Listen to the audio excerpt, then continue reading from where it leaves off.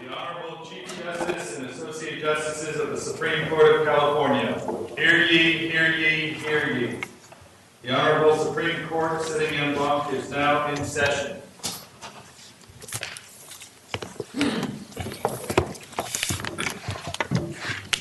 Please be seated.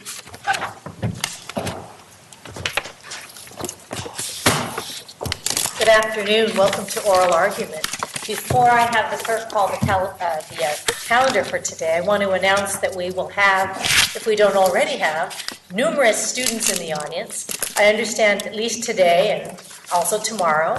We have today 47 students from UC Davis Law. We have 9 students on the first case, 9 students on the second case, and 29 students on the third case. So as there's movement about, please wait to start your arguments until the hubbub has calmed down. And so we thank you for being here, and I know their professor, Shama Mesawala, has brought them here. Nice to see you. Also works here as a Chambers attorney for Justice Ron Roby. Clerk may call the calendar. Supreme Court of California, oral argument calendar, in the Sacramento session on Tuesday afternoon, November 1st, 2016 as well. Case number is 22659. Association of California Insurance Companies et al. Plaintiff and respondents versus Dave Jones as Commissioner of the Defense. For appellant, John Richard. Ready, Your Honor. And for respondent, Theodore J. Ready.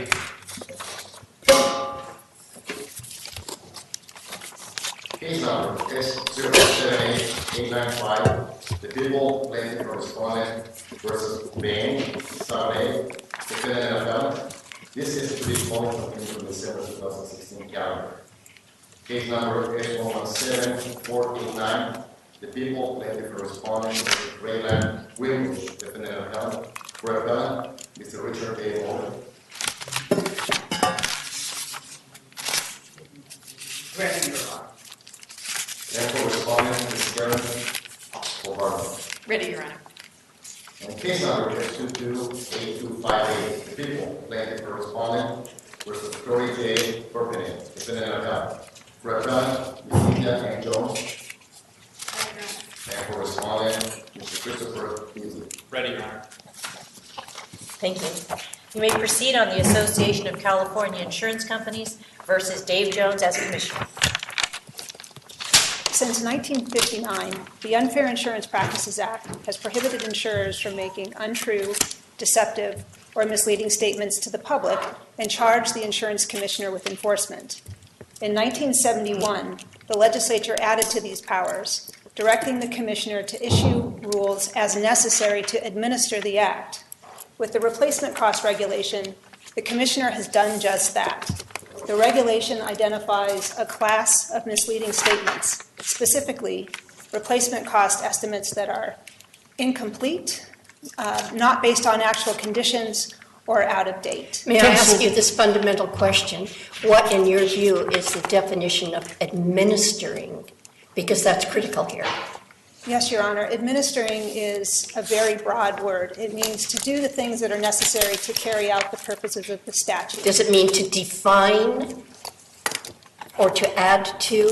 Well, that is one of the questions in this case and part of the confusion in this case. It does mean to fill in the details, which is exactly what the commissioner did in this case, to fill in the details of the very broad prohibitions that are in 790.03 about misleading statements to make them definite and specific. So if we assume, counsel, for a moment that that's what it means, what does the commissioner gain precisely by proceeding with a regulation under 790.10 as opposed to using the procedures that are spelled out in some detail in 790.04, 790.05, 0.06? Yes, a rule has distinct advantages over and case-by-case adjudication. It can prevent harm before it happens. It can provide clarity for the industry by explaining what compliance looks like, and it can create a level playing field for industry as well so that everyone knows what is expected. So if that's the case, under what circumstances would the insurance commissioner ever have occasion to use the case-by-case adjudication procedures set out in those provisions as opposed to proceeding by a categorical type regulation? There are two different enforcement proceedings. There's 790.05, which deals with enforcement proceedings through cease and desist for defined acts.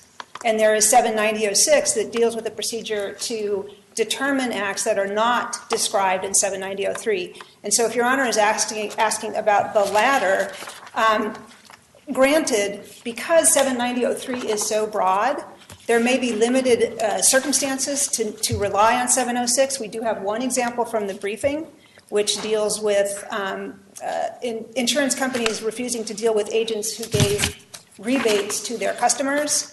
There may be others. It would have to be very much based on the circumstances, and we would have to look at it closely. But it might include other instances of rebates, redlining, perhaps requiring consumers to waive their privacy interests. It could deal with discrimination in property and casualty lines. But it sounds like, as far as you're concerned, that has been used very rarely. It has, Your Honor. The purpose of 790.06, to go back to the original UIPA, which was promulgated in 1959, the idea there was to make sure that California was covering the waterfront as far as regulation of the industry was concerned, so that we could take advantage of the inverse preemption afforded by the McCarran-Ferguson Act.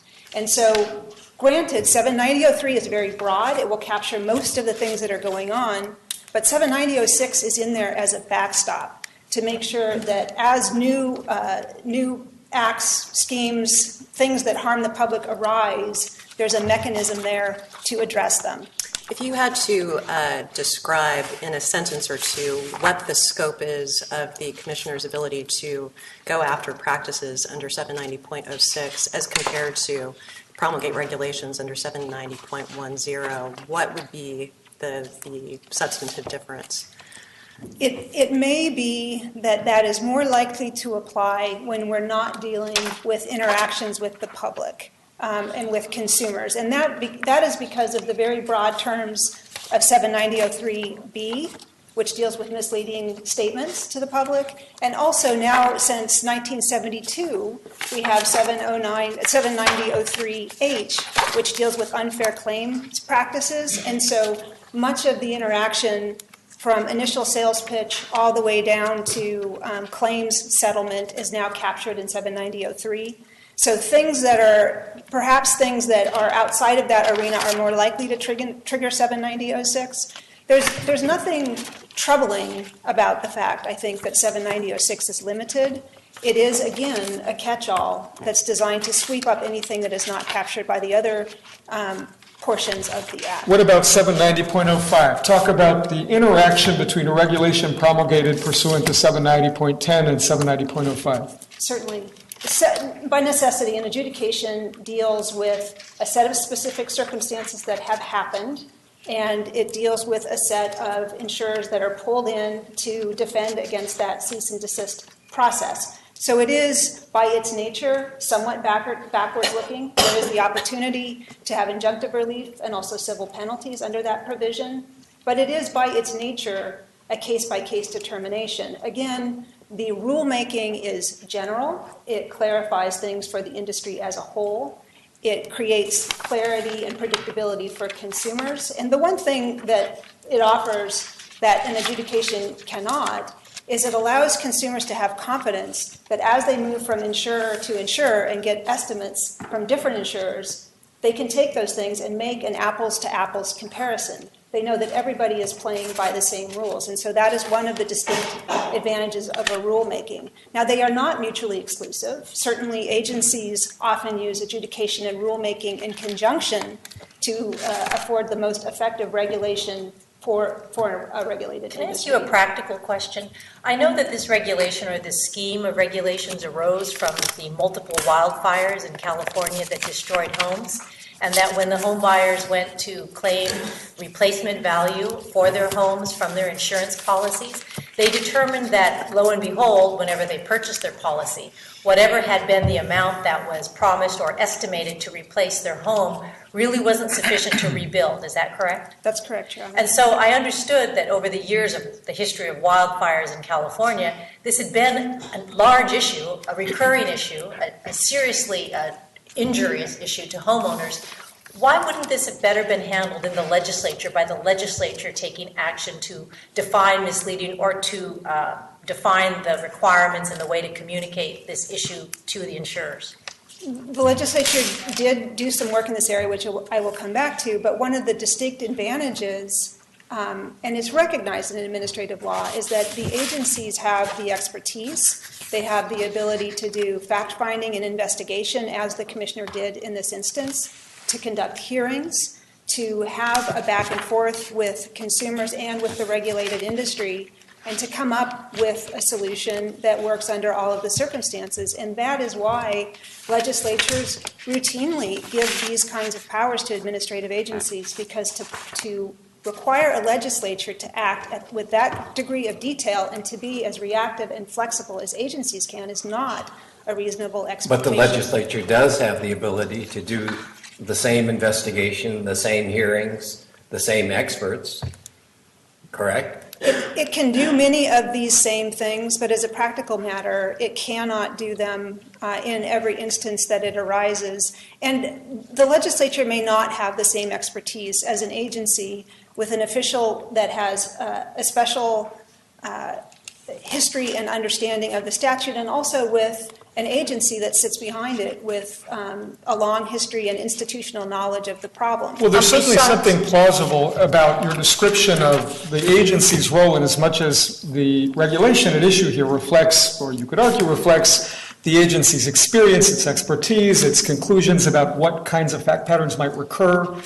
But there's something a little odd about the regulation which I want to point your attention to, and that is virtually every aspect of the regulation is dealing with a definition of unfair or deceptive practice, but subsections G and I, if I remember correctly, really are not addressing that. They're addressing how an estimate should be communicated, what records should be kept. That feels a little different to me, and I want you to just explain what the source of authority is for that provision of the regulation. Certainly, Your Honor. I think it does stem from 790 and 703 in that the itemization and record keeping and some of the other provisions do help ensure that the consumer is actually getting the information, can look at it, can compare, and that the commissioner has the ability to enforce here by looking at books, using the powers under 790.04 to examine, to make sure that the law is being complied with. But in addition, there are a number of other provisions that were cited in support of this regulation. We focused on a couple of them because that is the center of the dispute here. But there are additional provisions such as the insurance rate provision. There are citations to 790.04 that deals with examinations and investigations to support that ability of the commissioner. In addition, there is 1861.05, which deals with the approval of insurance rates by the commissioner to make sure that they are fair and not discriminatory. So there are other statutory sources that underlie some of the other provisions of the regulation. Could I ask you, counsel, regarding the characterization of what the regulation's relationship is to the statute? There's this notion that this is an interpretation or a definition of what it means to be misleading. Does it matter very much whether that is understood as an interpretive rule or a quasi-legislative rule? I would say no, Your Honor, from looking at the case law, all the way from Ralph's Grocery Company in 1968, all the way up to more current cases like CBIA, the CBIA case recently in 2015. The court has said throughout the history, although the words change, that throughout those cases there is the idea that the legal questions reside ultimately with the court. They are for the court to determine, but the agency's views are entitled to great weight. And that is what is appropriate here, however we characterize the question. We have a series of questions. We have, what does administer mean in 790.10? And I think we can answer that question by looking at cases like Moore, and also looking at the legislative history, which I'd like to come back to. We have the definition of misleading, which is defined, I think, in Moore and Ford dealers. And then we have the question of, could the commissioner reasonably determine here that these statements, if they don't satisfy these basic standards, are misleading. And Well, it's a little, I mean, these terms are used, as you say, throughout these cases, but it is a little confusing, I think. And maybe there's a subtle difference between an interpretive rule, which doesn't, I guess the idea of that is that it doesn't purport to engage the agency in a substantive lawmaking power. Rather, it's almost as if the agency is serving as, sort of a smart lawyer that's interpreting the words of the statute and discerning what the legislature intended those words to mean, and simply providing an elaboration of it. Versus, on the quasi-legislative side, the agency is tasked through an express, usually grant of authority, to make law and to fill in gaps in the statute.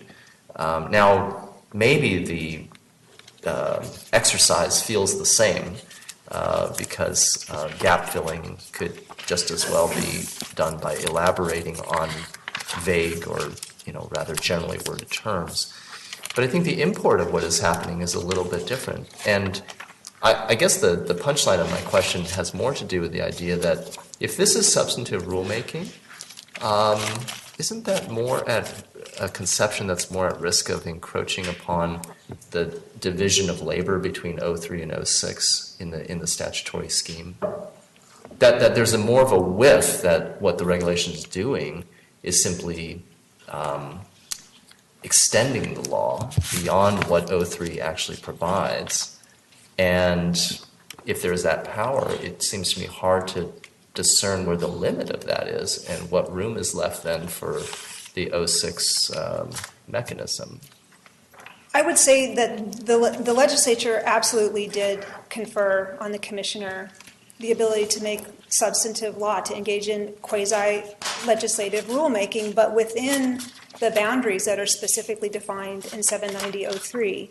And there is a difference here. To go back to the legislative history, something that the other side has not addressed at all, the legislative history is very clear from 1971 that 790.03, and I'm looking here at the legislative history, it's Exhibit H to our motion for judicial notice. 790 of the Insurance Code sets forth in general terms what is described as unfair methods of competition and unfair deceptive acts and practices. The second paragraph goes on to say the business is becoming more and more competitive, and there are more possibilities for unfair deceptive trade practices, and they're increasing. And lastly, it describes what the bill does, and it says, this bill gives the insurance commissioner the authority to promulgate rules and regulations so that if the need therefore arises, he can, without delay, promulgate necessary rules making such practices definite and specific for the benefit of the public without having to wait for the legislature to act at a later date. I take your point about the Legislative History Council, but to go back to Justice Liu's question, I take it the agency's position, the commissioner's position here is that this particular regulation can be understood to be quasi-legislative, but maybe here's a way to press the question. Ultimately, is the agency's position that this is only to be understood as a quasi-legislative regulation, or that it can be either quasi-legislative or interpretive and it doesn't matter to the analysis?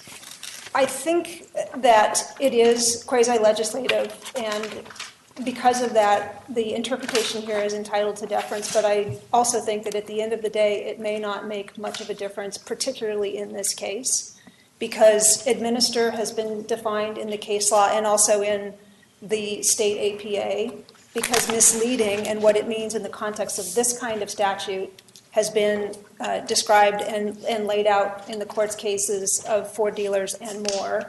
And the last question that it remains is whether this was a reasonable determination that this act was misleading or this practice was misleading. So just to make sure I understand, to the extent that the distinction between a quasi-legislative regulation and a purely interpretive one has implications for how much deference we give the agency here, you think ultimately we can find on behalf of the agency even if we don't extend deference? Yes, Your Honor. And I will also note that the U.S. Supreme Court has moved away from categorizing things as jurisdictional determinations by an agency or non-jurisdictional.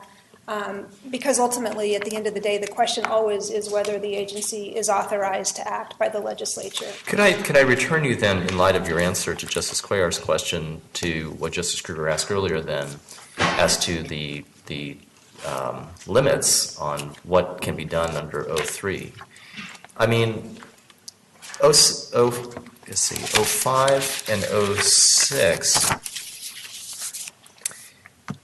they're actually phrased in rather mandatory sounding language, actually. It says, whenever the commissioner, this is 06, whenever the commissioner shall have reason to believe that any person is engaged in business of insurance in a way that doesn't conform to the law, he or she, this one says may issue and serve upon that order. 05 says shall issue.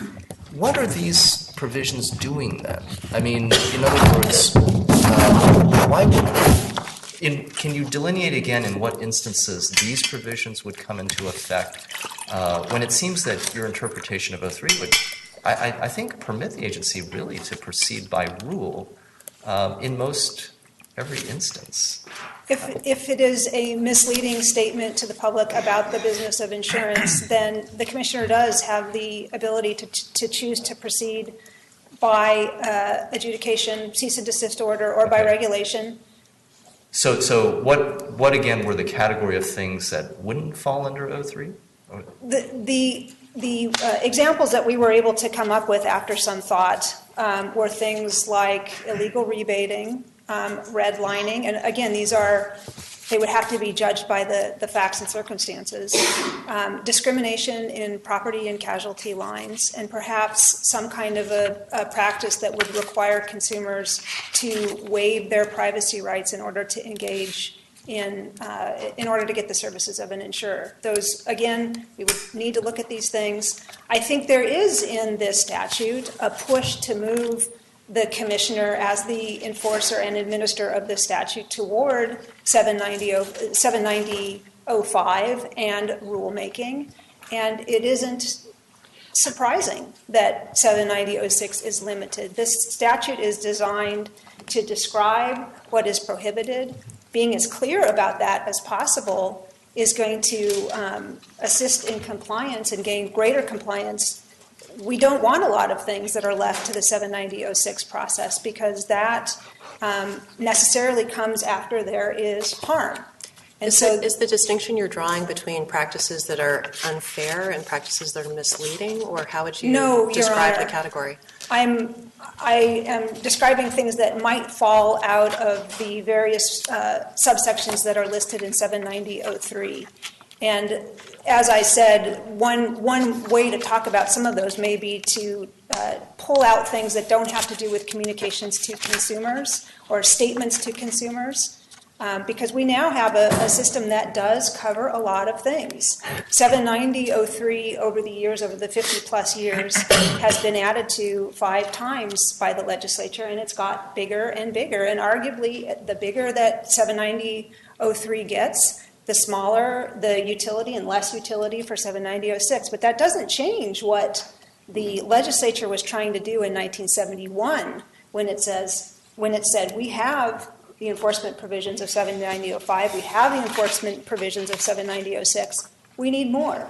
We need a commissioner that is active and engaged in rulemaking. So let me ask you then the flip side of the question that we started with, which is about what the agency gains when it uses regulation.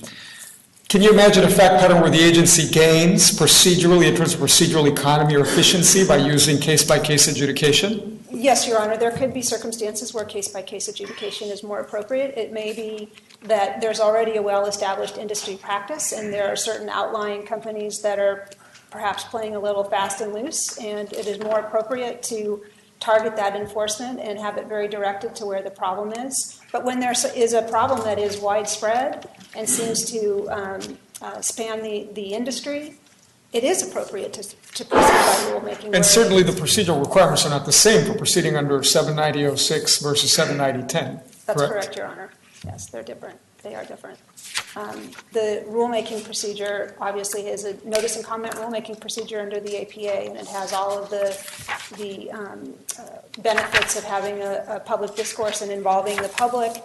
A case-by-case adjudication And is what really... informs the rulemaking, what informs the trigger of the rulemaking process? Is it enough unfair, deceptive, or misleading practices? Is it too many 790.05 hearings or too many 790.06 hearings that leads the commissioner to exercise rulemaking authority under 790.10? It could be any of those things, Your Honor. It could be other considerations. The decision of whether to proceed, when an agency has a full suite of tools, as the commissioner does in this instance, it really is a discretionary call about what is most efficient, what most quickly gets to the desired results, what reduces opportunity costs, because spending time on one of these things means that there's less time to do other kinds of activities and enforcement that the commissioner may wish to pursue.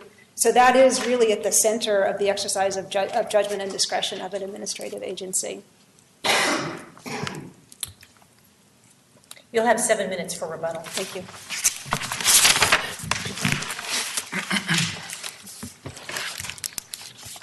Good afternoon, Your Honors. May it please the Court. The Commissioner's regulation exceeds his statutory authority. It usurps judicial power and legislative power.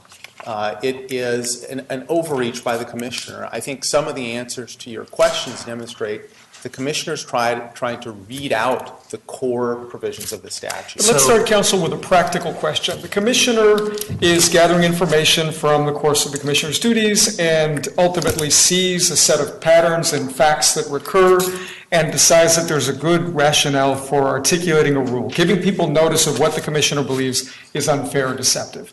So what is the practical problem with that? Let's leave aside just for a moment the question about the scope of the statute's powers. Well, from a practical standpoint, Your Honor, the giving guidance and articulating standards, I'm all for it. I think it's a good thing.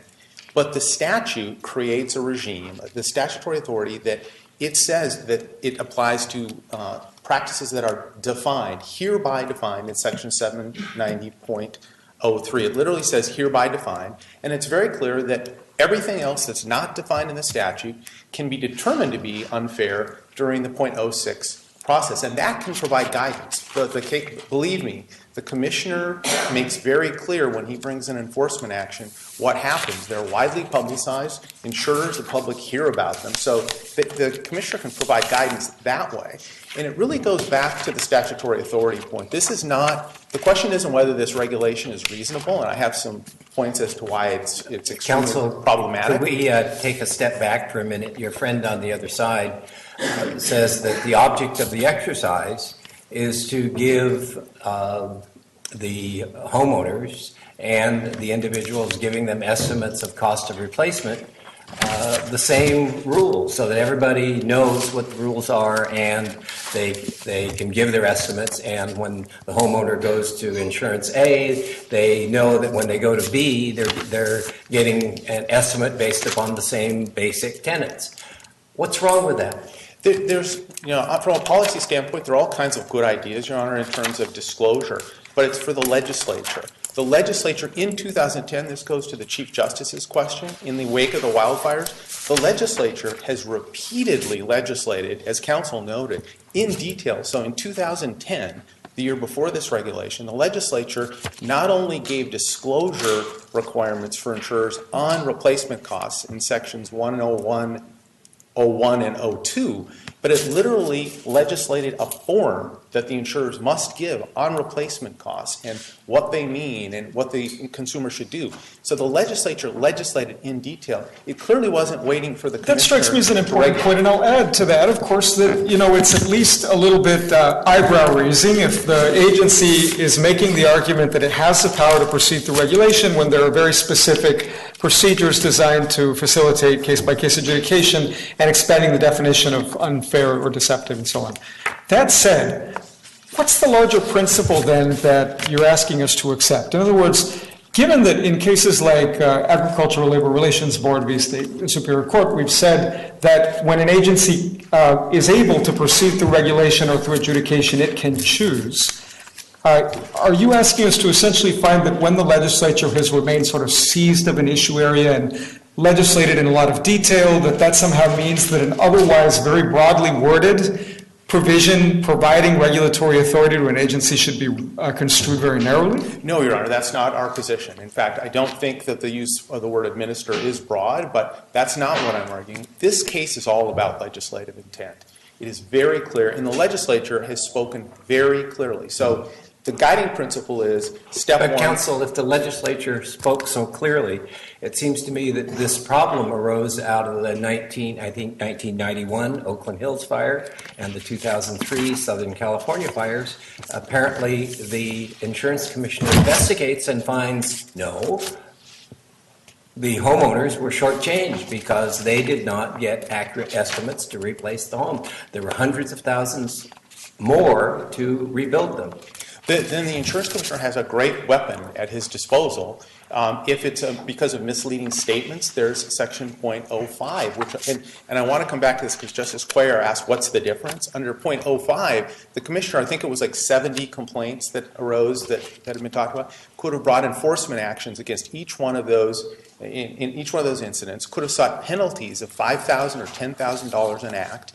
But the penalties are only reserved for things that are defined in the statute. And .03b gives the commissioner the power to prosecute misleading statements on replacement costs or on anything else. So the legislature envisioned that the commissioner would have the power to go out and protect consumers, but it was very careful to put checks on the commissioner. So under So does that argument suggest that there's no room for the commissioner to interpret the words of subdivision B and sort of add content to what constitutes a misleading practice? No, Your Honor, because, for example, if there was a practice that the commissioner viewed as misleading or deceptive, the commissioner could bring an enforcement action under .05, seeking penalties, could express his or her view about what the statute means in those circumstances. If it's something that is not defined, and again, the statute uses defined and determined over and over again, it clearly meant to cabin the authority of the commissioner.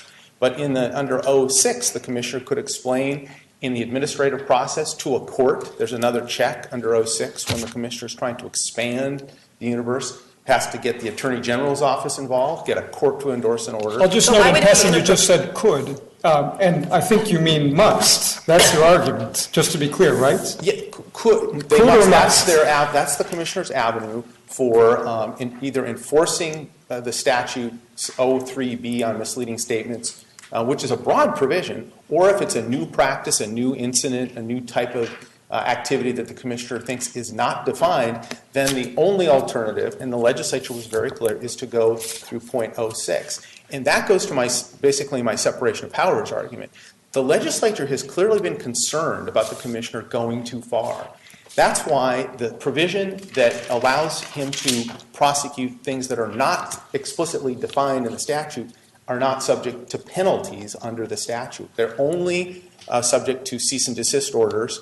The insurer has the right to cease to try to voluntarily address the issue. So what the commissioner is trying to do here, this is lawmaking, this is substantive lawmaking. He's articulated a long list of factors and requirements and prohibitions and disclosure requirements, and then just deemed them under Section J of the regulation to be misleading, even if they're not. So, but why isn't that authorized under the broad language of 790.10, especially since 790.10 seems to take into account the commissioner's experience as conditions warrant? So it clearly anticipates that the commissioner is going to be exposed to issues that don't necessarily neatly and efficiently fall under 05 or 06, which then empowers the commissioner to use his or her rulemaking authority. Your Honor, we have to interpret point 10 on regulations in the context of the statutory scheme. So I think administer, which is a narrower word, I think it means manage, run, enforce the statute. And Justice Kruger asked the question, what else would they be able to do? I think there is a rulemaking authority. For example, reasonably prompt is one of the provisions of Section H of the statute on settlement.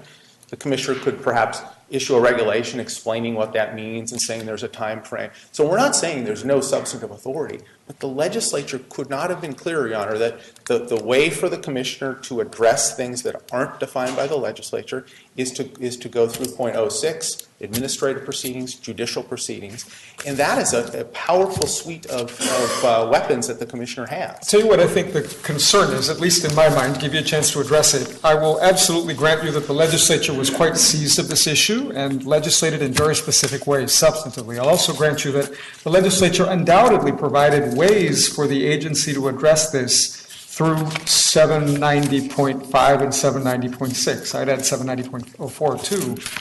But here's the fundamental challenge I think you run into, and I want to give you a chance to address it.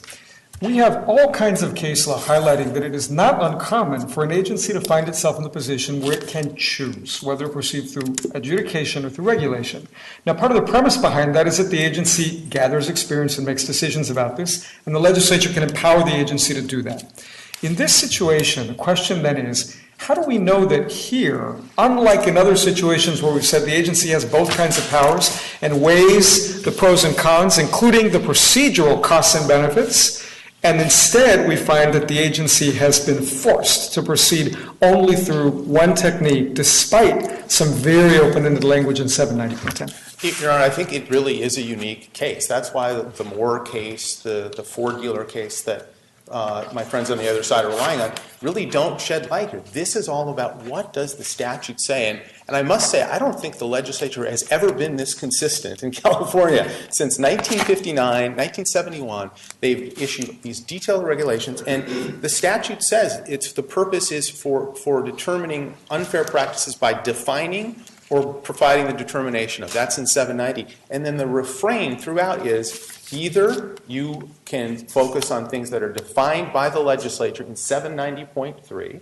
or you have this other mechanism. So it comes right down to legislative prerogative, Your Honor, to define the authority of the So agency. to follow up, if the legislature had used the term implement instead of administer, would that tip this case to the other side? No, Your Honor. I think it would still implement in that context, would have to be interpreted in light of the broader statutory framework and the legislature's intent. And this issue, I want to just follow up on the standard of review. This is not subject to deference. This is interpreting the statute. The Court's decision in Western States Petroleum makes very clear where the question is whether does the agency's regulation conflict with its grant of authority? Is it permitted from the outset? We're not talking about the substance. That's subject to this Court's independent judgment. And I think if we look at the statutory framework, it's very clear the legislature was concerned about giving the commissioner the ability to define new practices as unfair, deeming them. And here, again, I want to make this really clear. I think this is really important, that if a completely accurate estimate was given by an insurer to the penny of replacement costs, but the insurer did not check every one of the boxes and do everything in that regulation, then that would be deemed a misleading and unfair practice. It's a bit Orwellian. On the flip side, if someone gave a completely inaccurate estimate of replacement costs, but they did everything that the statute said or the regulation said, that would be deemed not to be an unfair practice. I can't think of a more irrational system, but it goes to the point that they're deeming things misleading and unfair. And if you look at the statute, and it goes through 790.03b, goes through HIJ, it's as though the commissioner wants to add a new subsection K on replacement costs. The legislature was extraordinarily detailed and said, these are the things that are defined, those are the only things you can get penalties for. And if you think there are other things that need to be pursued and prosecuted to protect consumers, you have the broader misleading statements prohibition plus the 06 regime. So I think that it's all about statutory intent. The intent is very clear that the legislature wanted to reserve for itself the definition of what an unfair practice is, and it's done it over and over again, including in 2010 after those wildfires that prompted the. Could I ask you, counsel? So your argument in response to Justice Breyer, which is I think the crux of this, that your view is a sort of either-or view, and your opponents have a both-and view.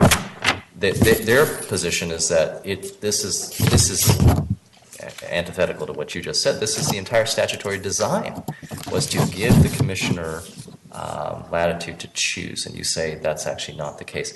Is the fulcrum of your argument the word defined in the statute, that when the statute says defined or not defined in section 7090.3, that is, there is no further power of definition because the term defined, as the legislature uses it, occupies that space?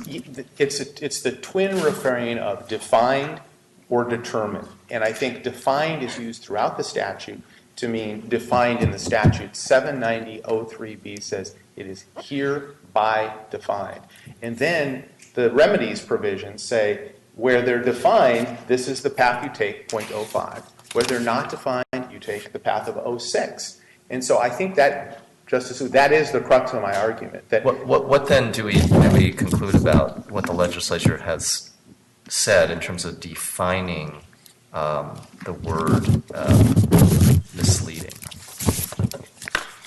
Well, what can we conclude? I mean, I'm looking at 7090.3. There's a lot of language here. I mean, is there anything open-ended about the word misleading? Or I think there is. It is an open-ended provision, and that's why I think the commissioner has a lot of authority to prosecute misleading and deceptive practices. I don't think it's as broad. I don't think it's potentially But just on this semantic point, because I think a lot of your argument rests on a semantic point, which sometimes is a good argument, sometimes not a good argument. It just depends on words, right? How open-ended they are. You seem to be saying that when if you have an action that falls under 790.06, that is a situation where the practice is not one defined in 790.03 as misleading or otherwise unfair. But you then go on to say that in the course of applying the statutory provisions or protections through the adjudicative process, what exactly is the agency doing there? Are they defining these terms, or are they, what verb would you use? Is it elaborating? They're determining them. That's the language of the statute. Yes, and Your Honor, it's not a semantic, it's the plain language of the statute. It's the statute makes that difference if one goes to 0.06, it says for those acts or practices, for an act or practice that is not defined, and then later it says that the proceeding under 0.06 is for the purpose of determining. So I think, and it's not that the legislature said that only once. They said it over and over. And so I think if you look at the whole framework, you look at the checks that are imposed both with court supervision when things are not defined in the statute, I think it's just absolutely clear that the legislature wanted to reserve for itself the ability to define unfair practices, but give the commissioner leeway to protect consumers through other sorts of actions. Can you imagine a category of cases in which it would be appropriate to proceed under 0.05 to get after a misleading practice? In other words, are there situations in which you would treat a practice as defined as misleading as opposed to constituting a determination that it's misleading within the meaning of subdivision B? Yes, Your Honor. For example, let's use the replacement cost of wildfires. If there were examples, if the commissioner had evidence that an insurer had made false statements, misleading statements to an insured about how to calculate their replacement costs, or had done it over and over again, that they were doing something deceptive and misleading, the commissioner could invoke section 790.03b and bring an enforcement action and seek penalties and could do it on a broader scale and again achieve the same objective based on the statutory framework that the legislature envisioned. And is that because that comports with the ordinary everyday understanding of misleading, or sort of what is the key to that particular result? Yes, Your Honor. I think the language is broad in that 0.03b. It says misleading statements or deceptive statements in connection with the business of insurance. So it gives broad latitude, and then misleading would be things that would cause someone to think something was true that wasn't true, or that tricked them into taking an action that they wouldn't have otherwise taken. So I think we have a rich body of law on that question. But you can't, what the commissioner is saying is, the fact that there's a provision that allows them to prosecute misleading activity then gives the commissioner the ability to create define a whole new practice, which is to list all these requirements and prohibitions, and then say, if you don't do those things, that is automatically misleading, without respect to the common law or statutory meaning of what misleading actually is. In other words, an accurate estimate is deemed misleading by the I commissioner. don't know. By the time you get to that point in the argument, it seems that reasonable people can disagree. I mean, again, just on semantic points, reasonable people can disagree about what the term misleading encompasses. I mean, on the commissioner's side, I guess you could say, well, it's just misleading whenever you put a title on an insurance form that says replacement cost. The consumer thinks that replacement cost means it's going to cover the whole thing. And they're not going to go beyond that to dissect, as the commissioner has so carefully, what all the components are, because they are acting in reliance on the word replacement cost. So anything short of that is simply misleading to the consumer. Your Honor, from a practical standpoint, first, the legislature, as I mentioned, has created a form that's in detail that explains the whole concept of replacement costs. And it did it the year before this regulation was enacted. But think of it this way. If it said replacement cost $200,000, and that was exactly the replacement cost, I don't think that would be a rational interpretation of the word misleading if it was exactly correct that it was $200,000 to replace the house. But that's a fact-specific situation. That's why under .05, if it's a misleading statement relating to the business of insurance, the commissioner could convene an administrative proceeding, and the commissioner at that point gets to sit as prosecutor, judge, jury, and construe the statute, Justice Kruger, in determining whether a particular practice is misleading. So the bigger point that I think the bench has been pressing you on is your basic position then, I think, must be that the agency, the commissioner here, has they really have no rulemaking authority at all with respect to, I hesitate even to use the right word, but determining what the meaning of misleading is. There is. Whenever they do that, whenever they determine what the meaning of misleading is, that must proceed by case by case. Through .06. Yeah. And they also do not have rulemaking authority, and I think this is correct, to define new unfair business practices under Section 790.03. Don't you think that at least creates some tension with the extremely broad provision of .10? That if there were going to be some carve-out from the general rulemaking authority of the commissioner to administer this article, that it wouldn't be hidden in this way? I mean, there's a pretty broad provision here, and you're suggesting that we take out of it a big chunk of of authority based on your reading of the term defined and determined. That seems, a little bit. It's a little bit dense to get all the way into that, just to understand that there's this huge carve-out from .10. Let me address that, Your Honor. The .10 was added to this framework. So when the legislature changed implement to administer during the process.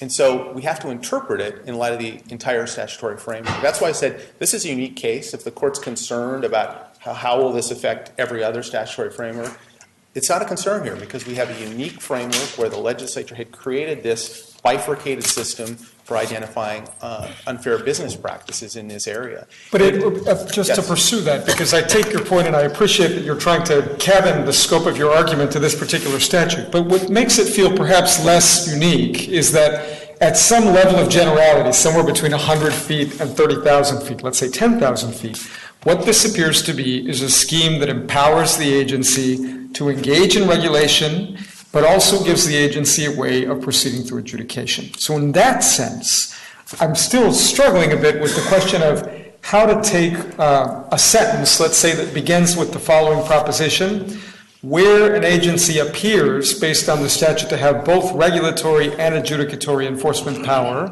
comma, the agency does not have the power to choose because ... What's the because? Because the language of the statute cabins its authority to make rules with respect to certain areas. You've made several arguments about both the language and the structure, so let me ask you to just put the What is the top argument, the one that you think is the most compelling with respect to the structure or the language of the statute? The top argument is that the statute from start to finish makes a distinction between acts that are hereby defined in the statute and everything else. That has to be determined on a case-by-case basis under .06, and administer must be interpreted in light of those limitations on the agency's authority.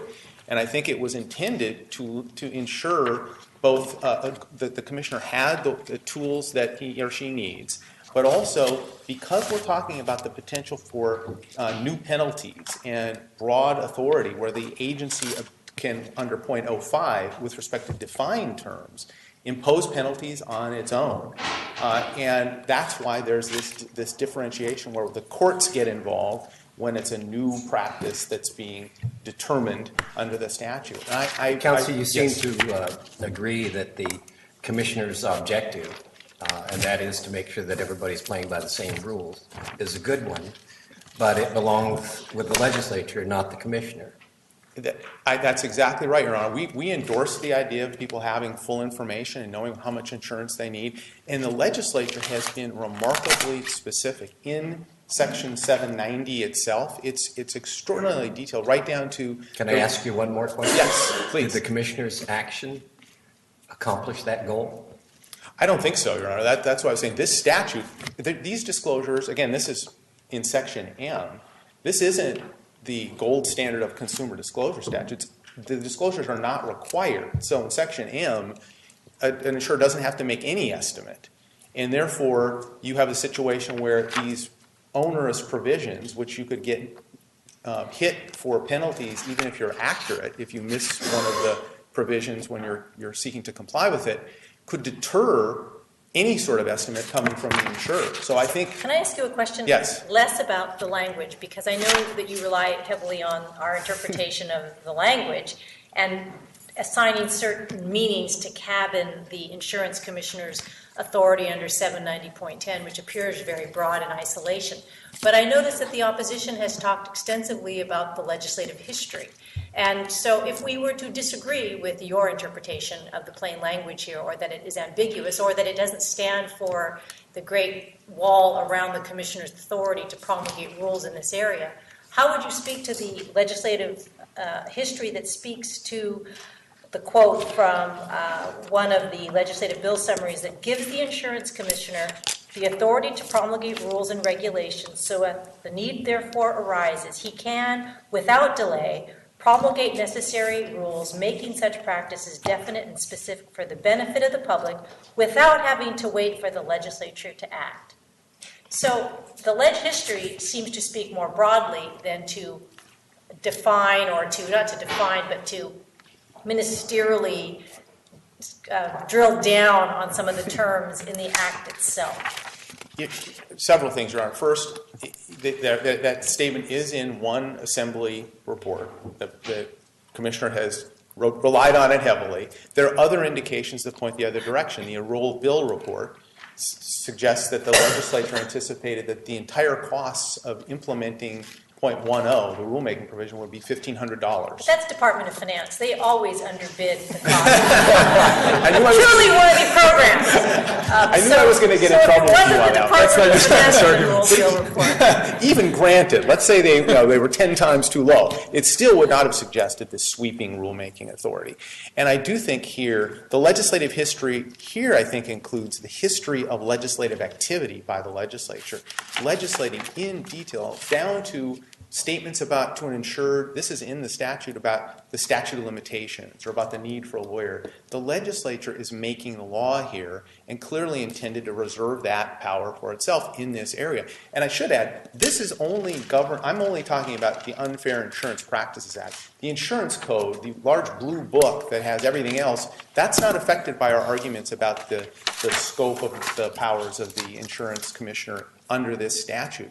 But it's a powerful statute, it's well constructed, and it has these mechanisms for enforcing that are meant to both protect consumers but also ensure that the commissioner doesn't overreach, doesn't have the ability to just deem things unfair and add to the statute a long, lengthy list of things that won't achieve the goals necessarily. And the overlay here is we are talking about speech, commercial speech, albeit, but as I said, the cardinal sin of a statute is to both be, in the First Amendment context, is to be overbroad. And here it's overbroad because it would punish with penalties truthful speech right down to the penny that estimate. And at the same time, let me ask you, I had asked you this once before, but I want to return to it again. The provisions of 790.03, lengthy as they are, do not define misleading further, do they? It uses this word, but there is no further elaboration of what it means to be misleading. Is that true? That's true, Your Honor, and it also uses deceptive and other. Okay. So my question, I guess, is that's a pretty potentially arguable or capacious term, and you've offered one notion of what it means to be misleading. I offered you another one. Maybe one of us is correct, but that doesn't really matter. The point is that term, right, is susceptible to some set of meanings, not all of which are unreasonable. You and I both could be reasonable, and so when the statute says not 790.06 says not defined in 790.03. Couldn't the word defined there mean something more like enumerated? Because there's a whole list of things that are listed in 03, but they're not any further defined. So it would be odd to refer to the word to misleading practices as having been defined by 790.03. There is no such definition in 790.03. Well, what is defined is what an unfair and deceptive practice is, and that's then defined further by reference to this term misleading. But then given that the term misleading is susceptible to a variety of meanings, why can't the commissioner interpret that term to let us know what that encompasses? In other words, it's not the reference to it being defined in 790.03 just doesn't really make any sense. It's neither here nor there because there is no definition. May I answer? You may. Thank you. First, Your Honor, I think that defined means defined. It's used throughout the statute, and it means the practices that are defined in the statute, one of which is making misleading, deceptive statements in selling insurance. Does the commissioner have the ability to interpret and construe that term? Absolutely, in connection with prosecuting, bringing actions against companies that the insurance commissioner thinks engaged in unfair or misleading practices. But that doesn't mean that's not defining a practice. If that provision wasn't in there, then simply making a misleading statement would not be an unfair business practice under the statute. So it clearly has meaning. It's broad. It gives the commissioner all the authority he needs and is entitled to under the statute. Thank you very much. Thank you, Mr. Boutros.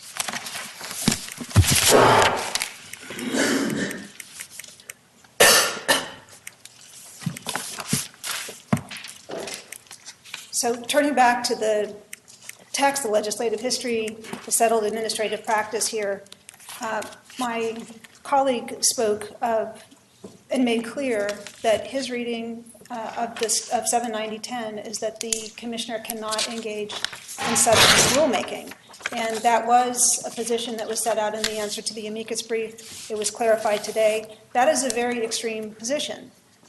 It is difficult to know what the legislature was doing with 790.10 in 1971 if all that it was giving the commissioner was the ability to nibble at the edges of the statute and not get at the business of making 790.03 and other provisions definite and specific. Can you respond to this argument about the difference between defined and determined?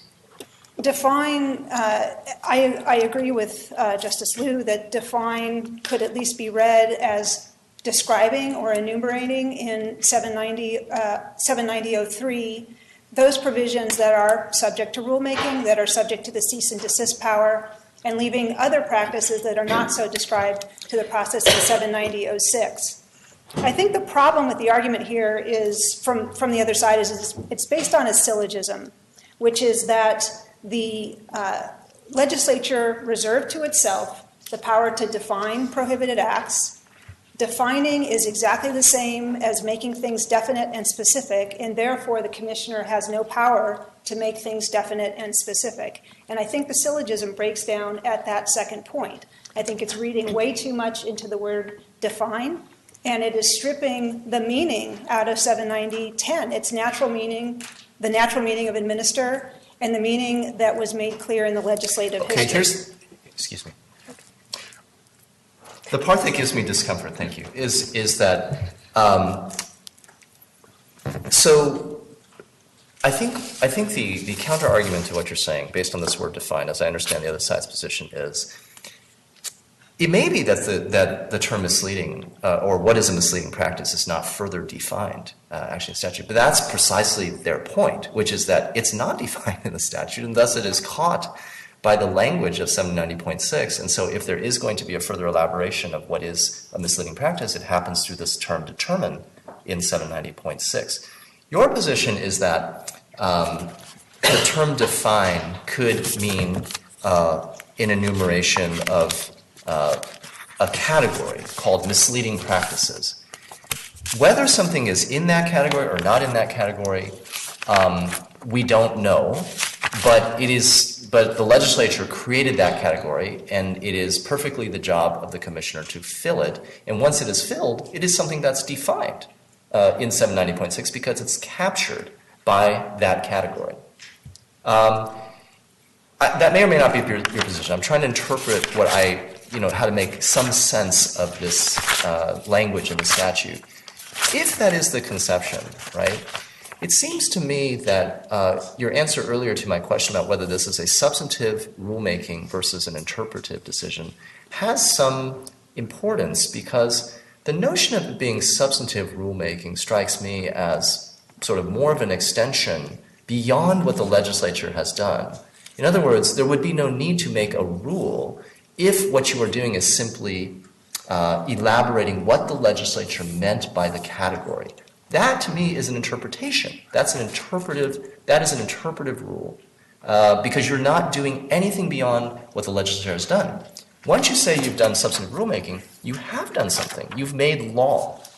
You've made law that's independent of what the legislature has done. That seems that is one step beyond. So I just wanted to give you a chance to respond to that, because that would be my concern. So it is substantive in the sense that it is filling something out and giving it substance, but it is this action that we're talking about, making this prohibition about misleading statements definite and specific by applying it to a specific identified instance, a class of misleading statements, is something that administrative agencies routinely do. And it may be that it has interpretive aspects and quasi-legislative aspects, but all of that power, all of that ability is encompassed in 790.10. This is exactly what the legislature intended the commissioner to do, and to do so that the public was not put at risk waiting for the legislature to take some action here. So I'm not sure. You don't think that's at odds with this language defined in the way I flipped the statute open to take another look at this, Your Honor, and everything listed, enumerated, described in 790.03 is a defined practice by the term of arts used in the statutes. And then 790.05 says, for anything that's been defined in section 790.03, you, Commissioner, have the ability to proceed under 790.05. So this is it is the statute telling the commissioner that it has that tool. Now, on top of that, there was this additional substantive rulemaking that was added in 1971 after 790.05 and 790.06 added. And if that is to have any function or substance, it must be to make things like 790.03, which are broad, definite, and specific. And there is value to do that so that people know what this means in a particular context, particularly where the statute is very broad or the term is very broad. And we see agencies routinely do this. This is at the core of their job. This is, in the commissioner's view, a conventional exercise of administrative authority. The differences between this statute and the statute, for example, in Ford are small in that The commissioner happens to have one additional tool, which is 790.06, but the statutes are very similar and the activity is very similar. May I ask you to address a subsidiary point? I heard Mr. Boutros say that the legislature has defined for itself in detail over and over again what an unfair practice is. And I also believe I heard him say the legislature has promulgated a form defining the whole concept of replacement cost. How does that fit into this argument that we're having? Yes, Your Honor. In 10102 and 10103, there are disclosures, and these are things that are given to people who are issued a policy. And it brings the problem of underinsurance to the consumer's attention. It says, this is what replacement cost is. Be aware of the problem of underinsurance and ask for an estimate. Ask for an estimate. And so when the consumer now turns to the insurer and asks for an estimate, this rule is completely complementary. It makes sure that what the insurer gives to the homeowner meets the homeowner's expectations. You don't think that it takes care of the issue? No, Your Honor. No, Your Honor. And it certainly doesn't suggest that the legislature intended to pull back the authority, the broad authority that it granted in Section 790.10. Mr. Boutros answered his second question by saying that the practical effect of something is, so when we look at this regulation and how detail-oriented it is and how it requires, I believe, annual replacement and annual communication with the homeowner about the estimated cost, and I know this is a regulation statutory scheme that affects policies going forward, but only if the policy actually provides for replacement costs. Do we know what the practical effect of this regulation is? Is it going to chill insurance companies offering replacement cost estimates? I don't believe so, Your Honor. Much of the content of the regulation was taken from practices in the industry, and also after consulting with the vendors that operate in this area, that provide the software and provide the data that go in to these replacement cost estimates. This is not an issue where the industry is saying we can't do this, or that it's going to stop us from doing something identified that we want to do. It is simply, an argument that this is beyond the commissioner's authority. Thank you, Ms. Richards. Thank you, Mr. Boutros. All time has expired. The matter is submitted.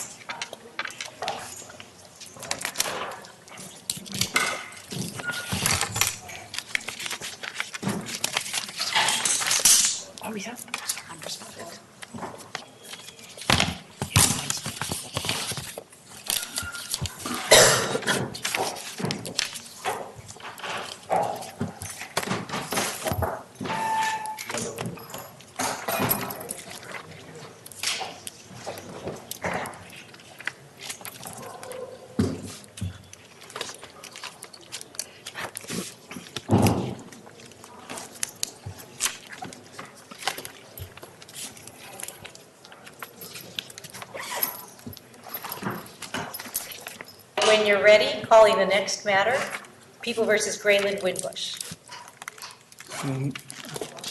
May it please the court, Richard J. Mueller for Grayland Winbush.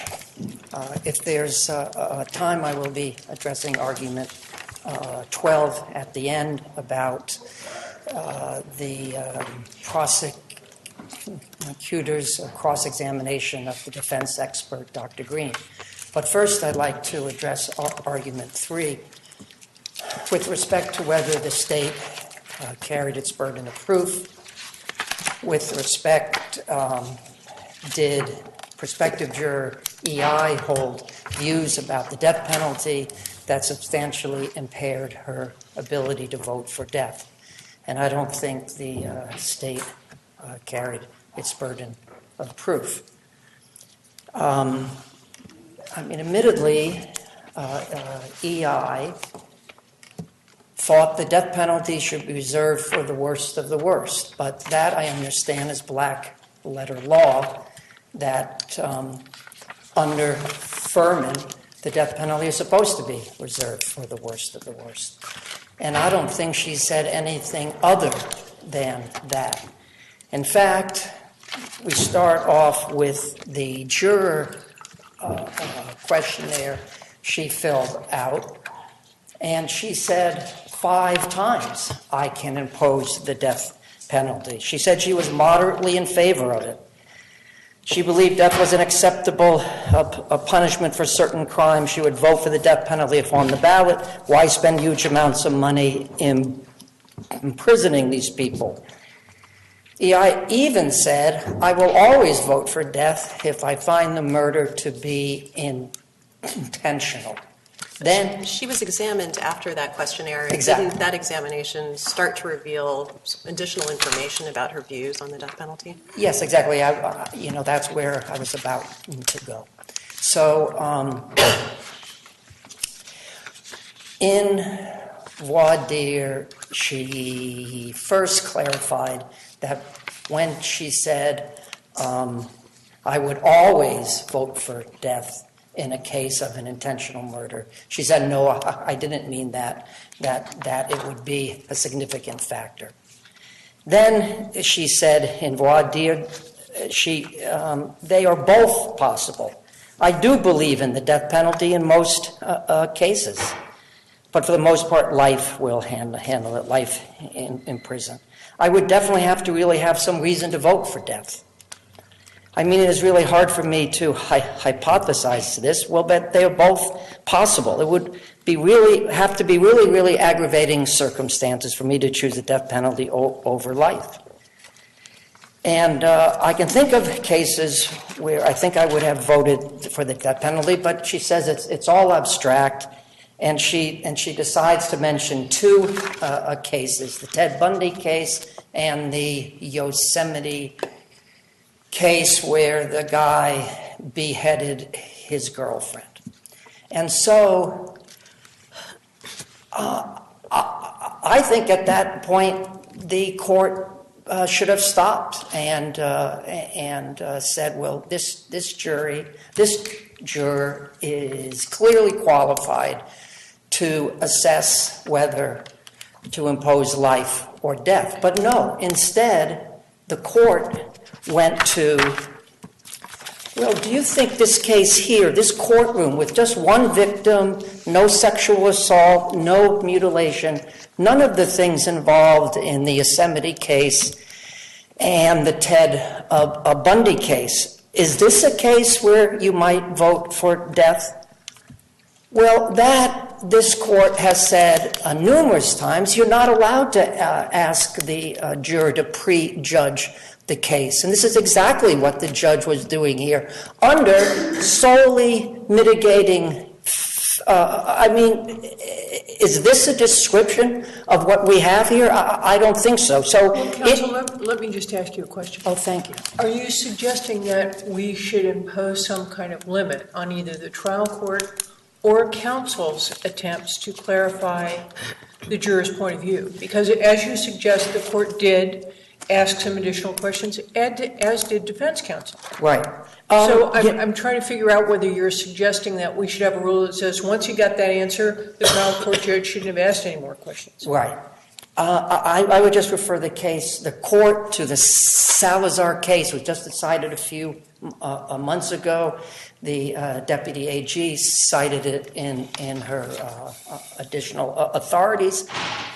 It says, quote, counsel are entitled to ascertain a prospective juror's true views on the death penalty. Once those views have been made clear, the court is not obligated to question further. Well, but I understand your position to be somewhat different. Exactly. There's a distinction between the court being obligated to go further or being prohibited from going further. Right. So I understand that, the court has some discretion to ask further questions if it wants, but I think they have to be fair. But the next sentence I'm sorry to have to quote, but nor do counsel have the right to try to influence or characterize those views to gain a strategic advantage in the selection process. And this is what I think happened here.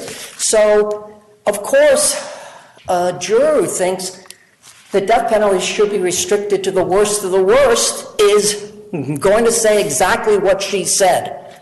It doesn't seem to me to be the kind of case where I would vote for death. And the judge goes, I'm inclined to excuse EI. Well, that is wrong, if not an outrage, it seems to me. This asks the juror to prejudge the case on virtually no facts. Oh, well, in this case, it's not Ted Bundy, it's not Yosemite, just one victim, no sexual assault, no mutilation. It sounds like a run-of-the-mill murder case. It doesn't sound like the worst of the worst. And she never said that Ted Bundy and the Yosemite case were the only examples of cases that she would consider a death penalty. But as this colloquy went on, ultimately where she landed was, I don't want to send anyone to death, right? So yes, if you want to skip there, I will.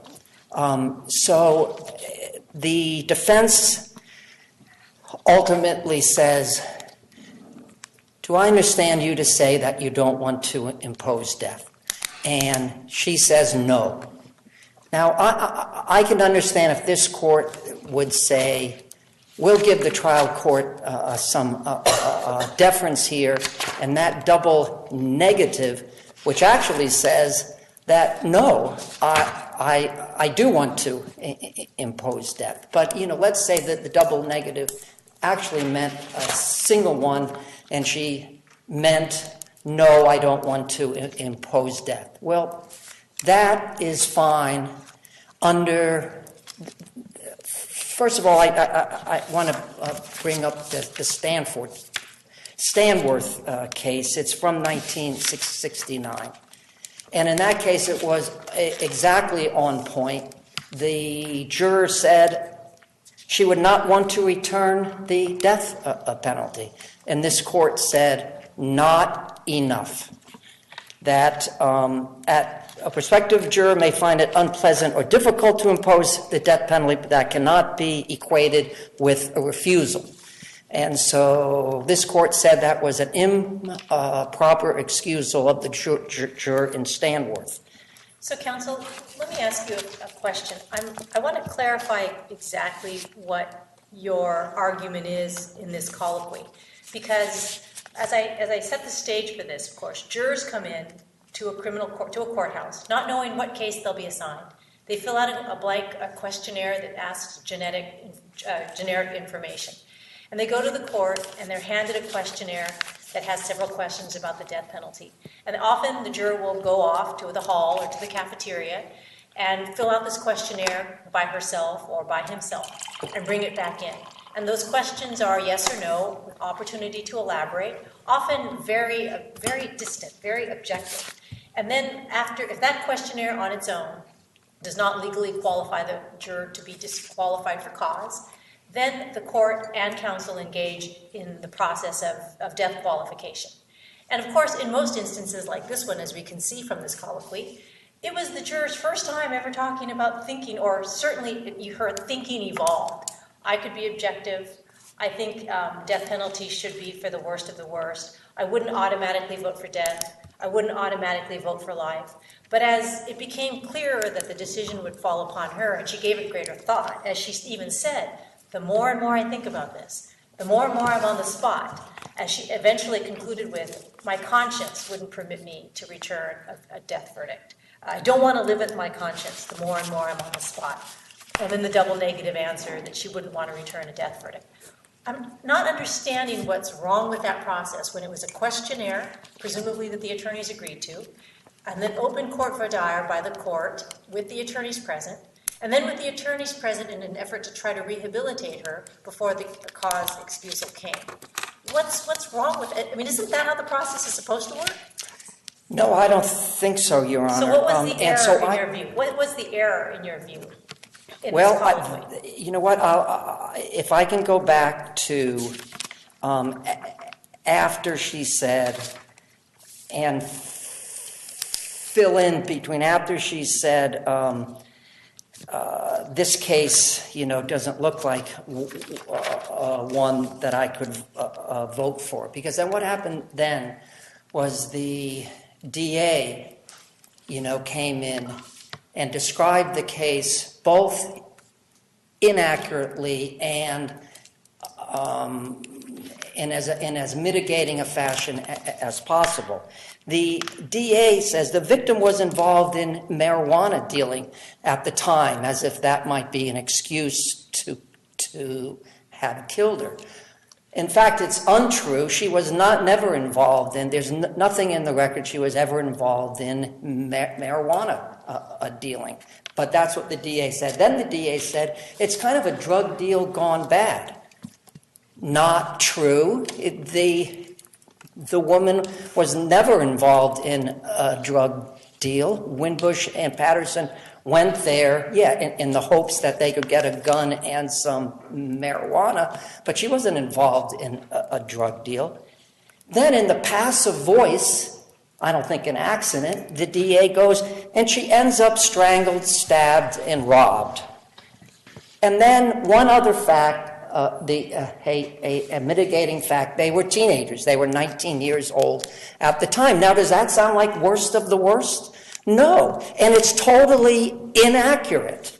In fact, we know it's inaccurate because what the DA said in closing argument. And I just want the court to imagine this is what he said to this juror about whether she could vote for death. He says, the Beeson's murder was the worst type of murder, and she suffered enough for 100 murders. And she suffered more than the 167 victims of the Oklahoma City bombing. And he'll prove, and he had proved that Winbush was a very seasoned, highly sophisticated, experienced criminal in terms of violence, drug dealing, robberies, sexual assaults, all kinds of assaults. And then she said, no one in prison is safe from him.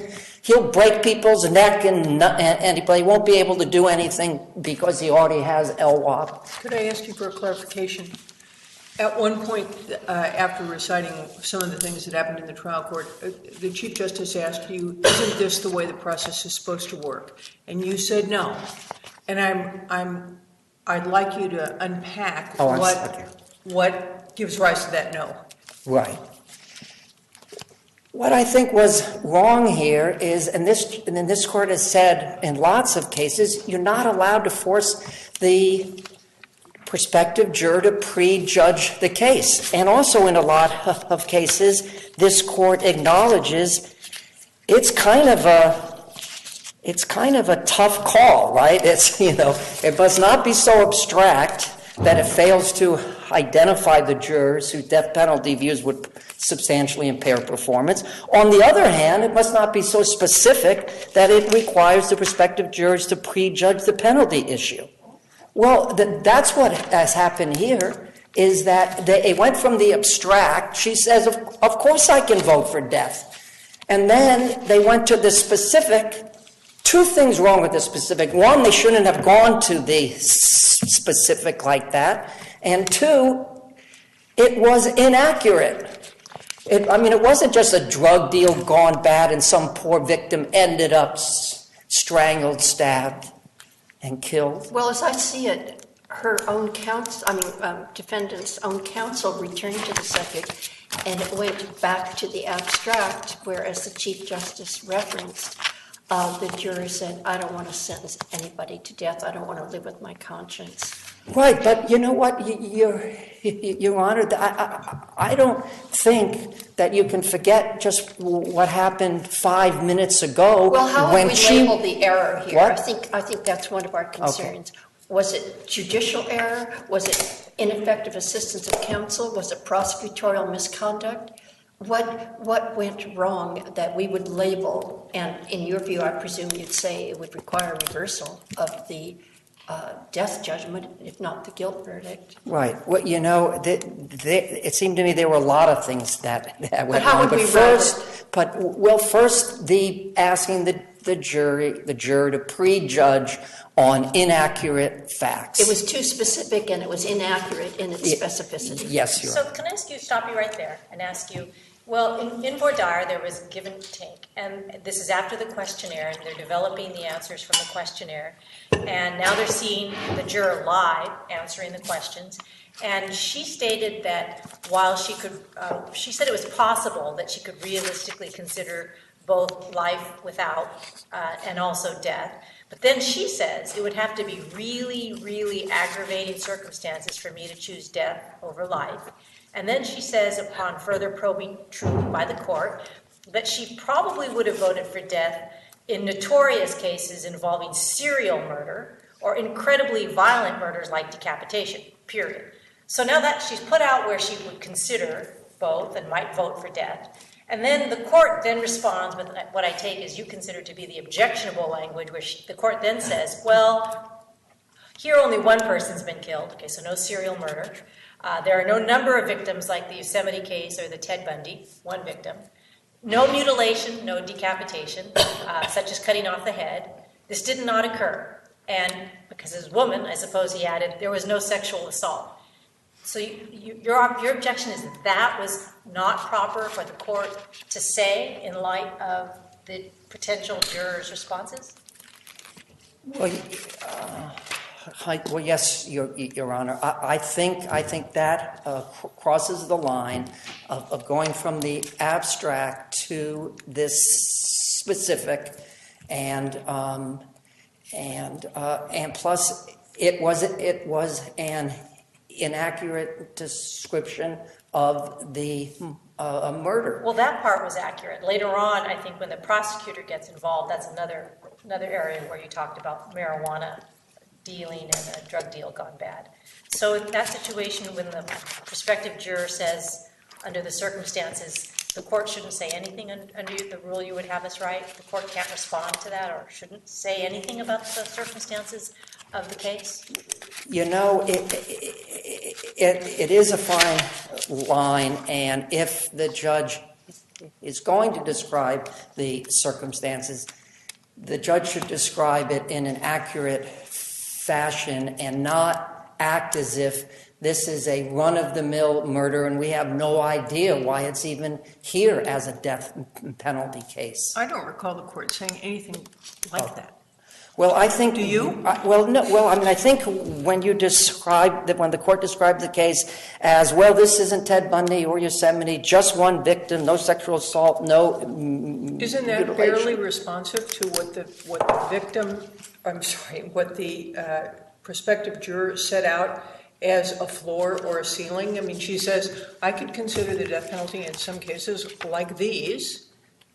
Right. And everyone on all sides of the case acknowledges that this is not one of those kinds of cases. Well, Are you suggesting that it is inappropriate then when the juror gives some universe in her own thinking that people can't respond to, well, are you telling me that those are the only circumstances? Right. Or what do we do with that, Mrs. E.I.? You know, I mean, I'll concede the court, does seem, like, and I can understand as, I'm not objecting to that as the only issue. So, that was fine. One victim, okay, and she answers, it doesn't seem to be the kind of case. Well, this court has said numerous times that a high threshold, prospective juror has a high threshold for imposing the death penalty, does not justify her dismissal. So this, it seems to me, is she's just saying, I have a higher threshold than the case that you have described here. But, counsel, it would be hard for this court, I think, to reverse the death penalty on the basis of exclusion of a juror who, in the end, says, I can't impose, I wouldn't want to live with my conscience, and I cannot impose the death penalty, which is a very broad statement. How could we justify reversing the death judgment based on her exclusion? Again, where did the error lie? They should have stopped questioning her, and we would never have heard that answer? Well, I think two things. That answer has to be understood in the context of what the DA had just lied. So we would say that answer was not valid in light of what preceded it? Yes, it was not an abstract answer. It was in the context of, oh, this is just a drug deal gone bad. She was involved with marijuana, and she ended up stabbed and So it was not a valid reflection. We should not take it as a valid reflection of the juror's state of mind.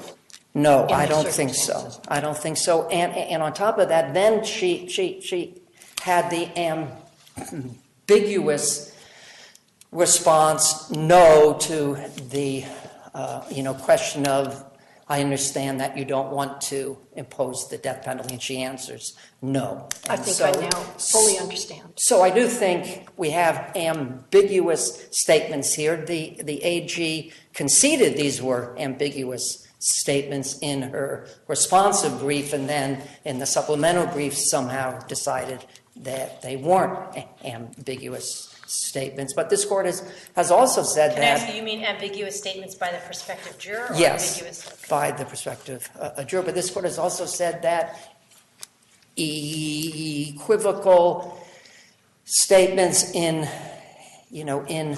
definite statements, complicated views, and views subject to qualification also don't get you kicked off the jury for good cause. And I do want to just make a note about the deference issue. It seems to me that Adams and Gray and Green all state that on direct appeal, you do not apply the deference standard you do from federal review of state convictions under the very restrictive the ADEPA. Are you suggesting we don't review a trial court's ruling in this regard with deference? No, I don't think. If you look at the facts in Adams and Gray, the U.S. Supreme Court did not defer at all to the trial courts, saying, well, these are ambiguous So are answers. you suggesting that the United States Supreme Court has said, as a matter of factual finding by the trial court here, we don't review those with deference? I just want to know what you're saying the standard of review is. Yes, I do not think the standard of review is deference on direct appeal. So we Adams review and them. Gray. We review them de novo as a matter of law, not having been in the room, not having heard the witnesses, not having seen the people. We review it on a cold record. You're saying that's the standard of review? I'm simply saying I would love this court to review this case the same way the U.S. Supreme Court reviewed Gray and Adams. And Are you saying wrongful exclusion of one juror is reversible? that's the law. Okay, I just wasn't sure between ADEPA and the questions. Oh, That's I'm what you're sorry. saying. That's the argument. Wrongful exclusion of one juror is reversible per se. Yes, well, yes, Your Honor. Under UTEC and WIT, that's when you get the federal, you get the standard of federal review, restrictive federal review. Would any jurist in his or her right mind have made the decision? Well, that's an abuse of discretion standard, is it not? Yes, absolutely. Which, generally speaking, is a deferential standard of review. Absolutely, if you are reviewing a state conviction in federal court. Well, when we all go to federal court, we'll get to that. But here, we're in the state court. Right, and under the Green case, it seems to me that it says you don't use that deferential standard of review that you use in WIT and UTEC.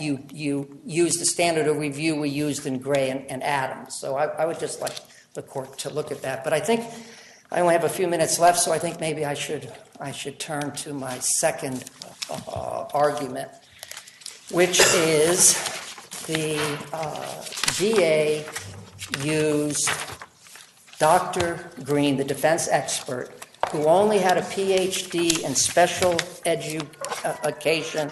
She was an expert only in the field of learning disabilities, special education, and childhood development. And the DA turned her into a psychiatrist who was forced to offer the opinion, despite her numerous objections, she knew nothing about it, that Winbush suffered from being a sociopath.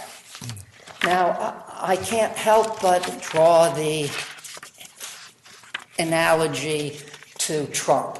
Trump is a psychopath under the DSM-5. Well, before you go there, can I just set up this argument? Okay, sure. So the defense calls an expert to the stand, and the expert testifies on behalf of Mr. Winbush that he has ADHD, and essentially, if he had been treated earlier and could be treated in prison, he wouldn't be a threat to people in prison, and so that would be helpful to him. And this was her conclusion. She'd never had a face-to-face interview or evaluation with Mr. Winbush, but his expert said if he's been treated with ADHD and he gets the proper medication, he's not going to be dangerous in prison, right? Essentially. I don't think, yeah. Okay, and so then the DA gets up to cross-examine, and because the expert relied on the DSM-4 manual for her conclusions, the DA takes cross-examination of the defense expert to get her to admit that the defendant, I think, has an antisocial personality disorder and a conduct disorder, and that even though she protested numerous times that she wasn't a psychologist, she had relied on these conclusions. She'd relied on the DSM-4 to reach her conclusions, which was very detrimental to the defense to have his own expert call him a person with antisocial personality disorder, right? Yes, Your Honor. So didn't the defense open the door by calling this expert to testify as to his mental or learning disabilities and what she had relied upon for the prosecutor to ask in that reliance on the DSM-4 manual? Did you also find that Mr. Winbush met other criteria? Well, Your Honor, the DSM-4 is a 1,000-page book. It's entitled The Diagnostic and Statistical Manual for Mental Disorders. No one, particularly not a psychologist or a psychiatrist, knows anything about dementia, Alzheimer's, bipolar, OCD, obsessive compulsive disorder. She knew nothing about sociopaths and psychopaths, and both of those are prongs under the antisocial personality disorder. But this court has said numerous times you can't use an expert who's an expert in one subject to opine about a separate subject. And ADHD, a childhood disease, has nothing to do with being a sociopath or a psychopath, which is an adult onset illness. And just like the American Psychiatric Association has told psychologists and psychiatrists, you shouldn't diagnose Trump as a psychopath because, one, even if you are an expert, you cannot diagnose anyone with those disorders unless you test them and you interview them. And so... Well, but that is not setting aside the personality characteristics of people who are not involved in this litigation, which may or may not be all that helpful. While that may be a standard in the medical or psychiatric community, that is not necessarily binding on the extent to which a court may allow a witness to testify or give an opinion. Wouldn't you agree? Absolutely. She could have been cross-examined about ADHD, but the DA conceded that, it looks like Winbush has ADHD, but she can't but it's totally inappropriate. No testing, no interview, no knowledge about this particular few pages of a 1,000-page treatise. She's not even a psychiatrist. She used it for the few pages on ADHD because she's a childhood expert.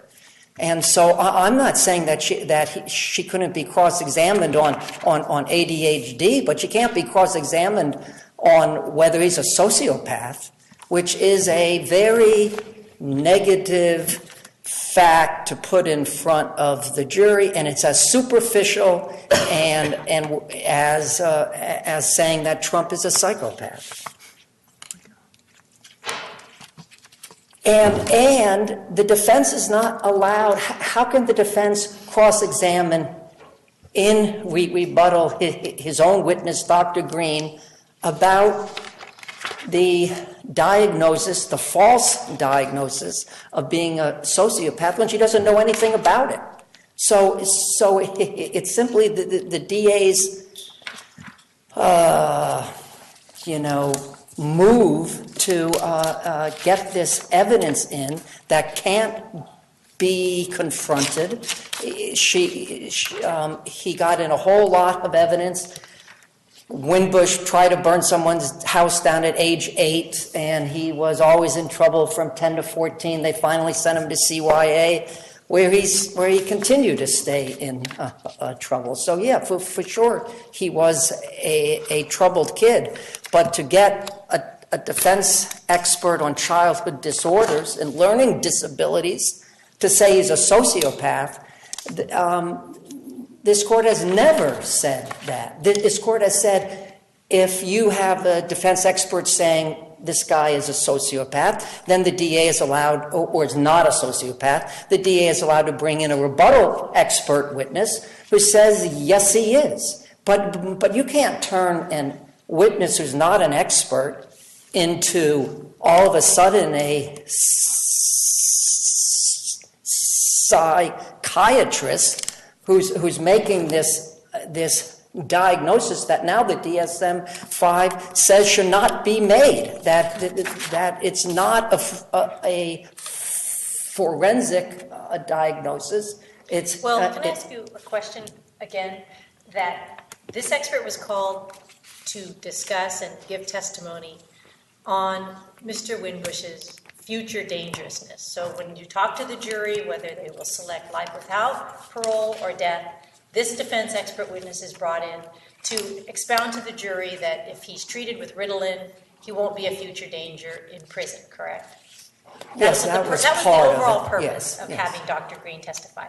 And so Dr. Green testified about his history, did she not? About his behavior in school and his behavior in juvenile detention, did she not? Yes. And so when they talked about future dangerousness, she indicated yes to the question by the prosecution that past dangerousness is a good indicator of future dangerousness, did she not? Yes. But she had a reason for why it wouldn't be such if he were treated with Ritalin or to help his ADHD. But when it comes to the question and the objection that was made regarding the scope of the prosecutor's cross-examination, it's my understanding that the defense conceded that the defense had raised the issue and it was proper to discuss future dangerousness. But you're just saying not beyond the scope of ADHD. Yes, Your Honor, thank you. And I think my time is up. Thank you. Thank you, Mr.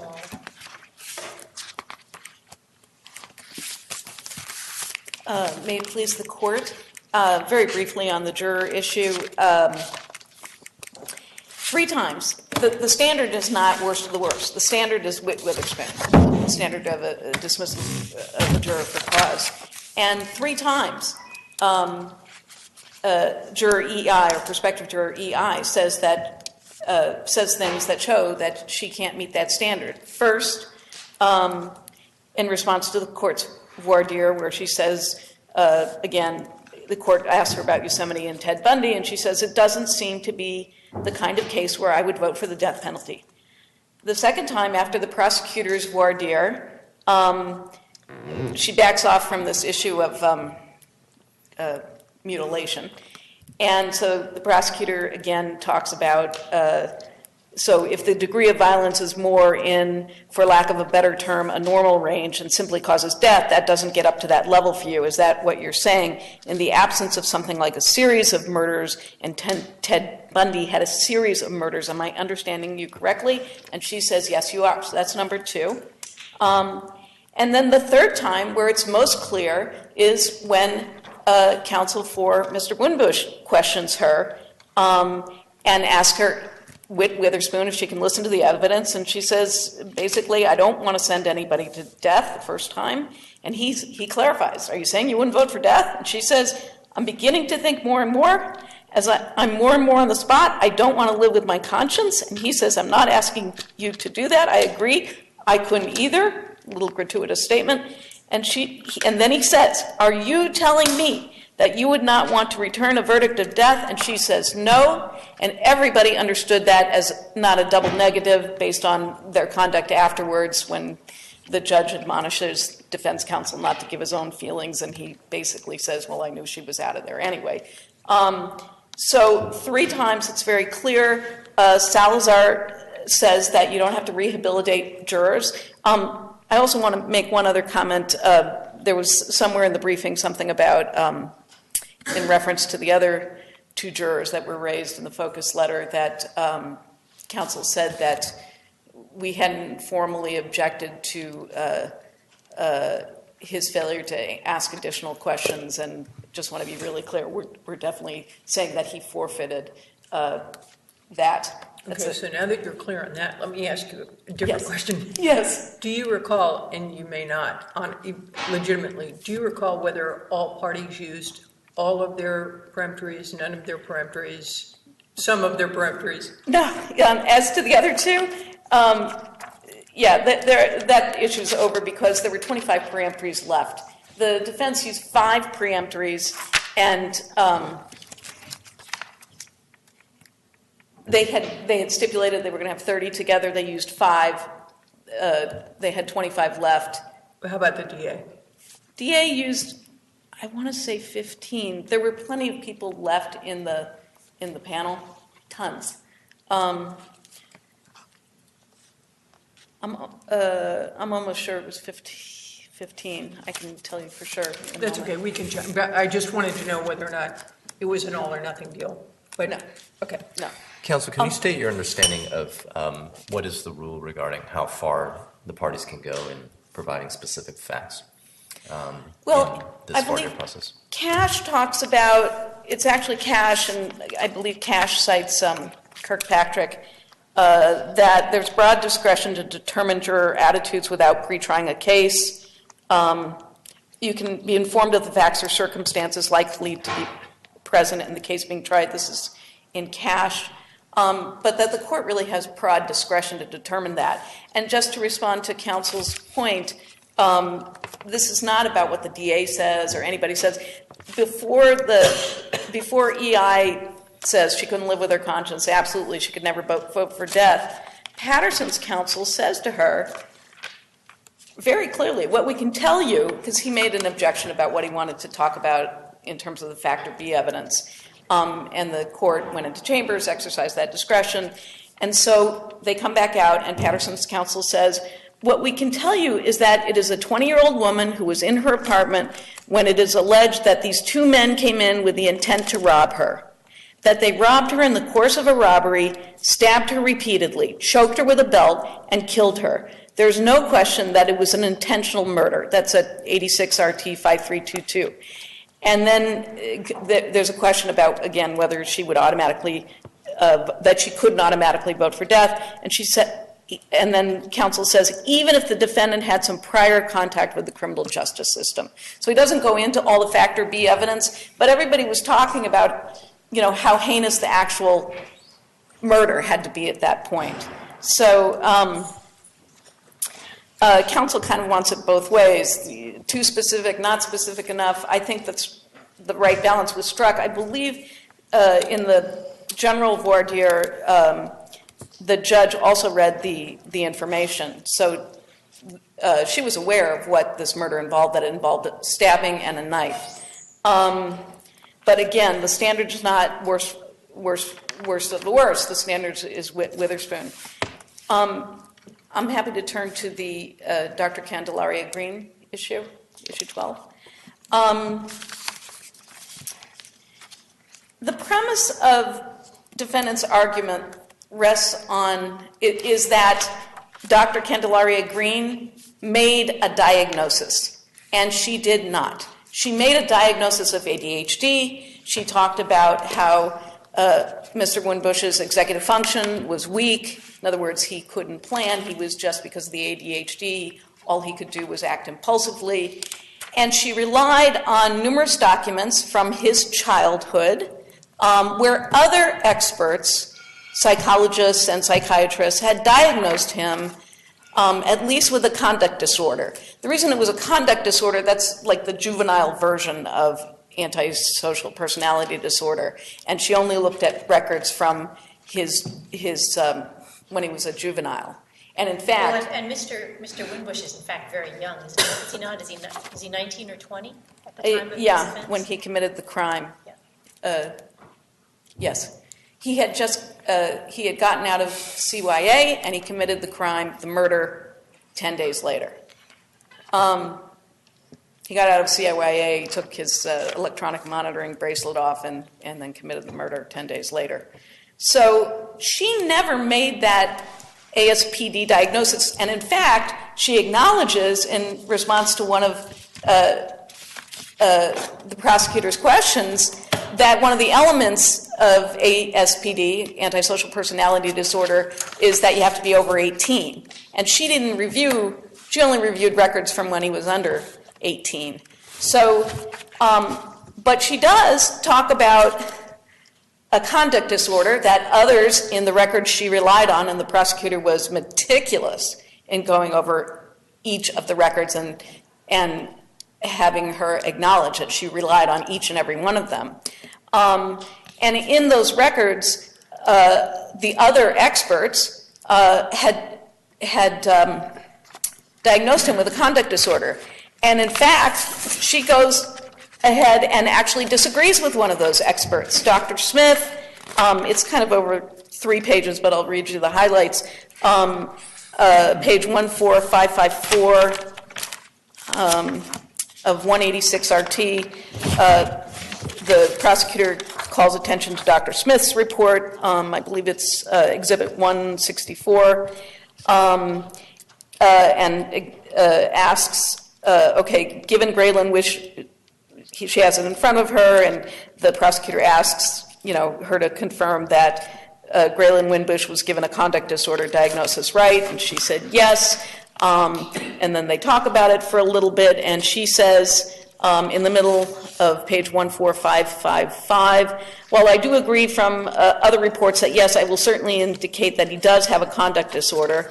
And then you get down to page 14556, and the prosecutor basically says, well, this doctor actually met with Mr. Winbush, and you didn't. And she says, he says, so to the extent you are knocking Dr. Smith's conclusion that he had far more contact with Graylin Winbush than you did, right? Isn't that correct? And she says, Dr. Candelaria Green says, he had more visual contact with him. I believe I have had more contact with him in terms of reading far more data and information about him. So that would be questionable. So the prosecutor is allowed to probe the basis of Dr. Candelaria Green's opinion under cross-examination. And that's what he does. Seaton and Smith, we cited those cases. You don't have to be an expert to probe the flags that show that there may be problems with the opinion given by the expert.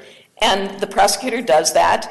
And in fact, she starts arguing about whether the diagnosis of other people with expertise are correct, because she had certain data that they didn't have. Green was not a psychologist? No, she had a PhD in learning disabilities. Then she protested during cross-examination that she was not a psychologist. Correct. She said, I don't have expertise. And the defense objected that she was not qualified to testify about the contents of the DS manual. Yes. That she couldn't give an opinion about it's kind of interesting. The defense counsel makes one objection and then he clarifies it later after the testimony when they're recounting what the sidebar was. And at that point, he talks about, the objection is that the prosecutor was just reading the records that she relied on into the record. But the prosecutor's allowed to do that, isn't yes. he? Yes, I mean, she said she relied on him. And she said, I relied on this stack of records. And was she asked and did she testify that she also relied on the DSM-4, I think, at the time? Correct, absolutely. Well, let me clarify that. As I understand it, she relied on DSM-4 in discussing her attention deficit disorder. Correct. Does that mean that she's qualified to address other matters covered in the DSM-4, in this case, sociopathology? Is she allowed within her expertise? Are you asking within her expertise? Yeah, does that open the door to ask her about other aspects of DSM-4, which did occur here? Yes, she can ask about elements and things like that. In other words, on cross, you're allowed to probe the limits of somebody's expertise or the flags. What I'm troubled about is, and I think you have addressed it, but I need clarification. She testified that he had learning disabilities. Correct. And in doing so, she might have referenced DSM-4, which describes learning disabilities, right? Correct. She actually gets to that on redirect. Okay. Then she goes through the elements. But later, she's, as I understand the contention, she's asked on cross-examination and drawn out to testify that the man is a sociopath. Am I right? No, she doesn't give that conclusion. She's asked about the individual factors, and when she is asked the question, she is somewhat non-responsive. She says he has a conduct disorder and ADHD, and she doesn't respond to the question about antisocial personality disorder direct. What she's asked is, aren't these treatable? I'm sorry. She's never asked, I believe she's not asked specifically, does he have this? Well, her testimony was used on cross-examination to establish that he would be dangerous in the future. Correct. And she disclaimed any expertise in that. Not exactly. She's asked, actually, this is 187 RT 14619, 14620. Question, would you agree with me that the best predictor of future dangerousness is past violence? And she said, yes, if everything in the environment of that individual stays the same and there's no treatment, I would certainly agree. If there's no intervention, I would agree. And at that point, the prosecutor goes into this long list of terrible things, violent things that he's done, I believe, at St. John's School for Boys. He goes on and on about that. So she actually talks about future dangerousness based on this question of past violence as a predictor. Did she or did she not testify on direct that, in her expert opinion, if the defendant received proper medication, he would not pose a threat in custody? Yes, she did. So she offered that opinion on direct. In addition to giving a diagnosis of ADHD, she said, and by the way, that can be treated with medication, and if he's gets the appropriate medication and treatment, in my opinion, he won't pose a risk. Correct. She says, and that's another thing, she sticks to her opinion that every bad thing that he's done is due to his ADHD, whether it causes him to feel distrustful of people testing him, so he won't cooperate with testing, or even when she's given the long hypothetical about the crime, she says, and again, this went to the issue of his ability to control his impulses, which was an ADHD symptom. And the prosecutor asks a very lengthy hypothetical about the crime itself and all the planning that went into it and all the planning that went to disposing of all the evidence afterwards and on and on and on. And she says, basically, well, it was like he was being treated for ADHD because he had adrenaline running, and it was sort of similar to Ritalin. So,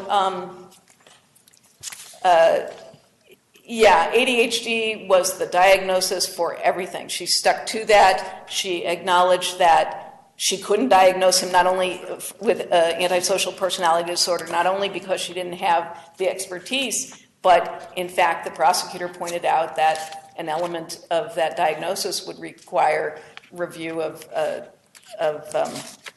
records for when he was over 18.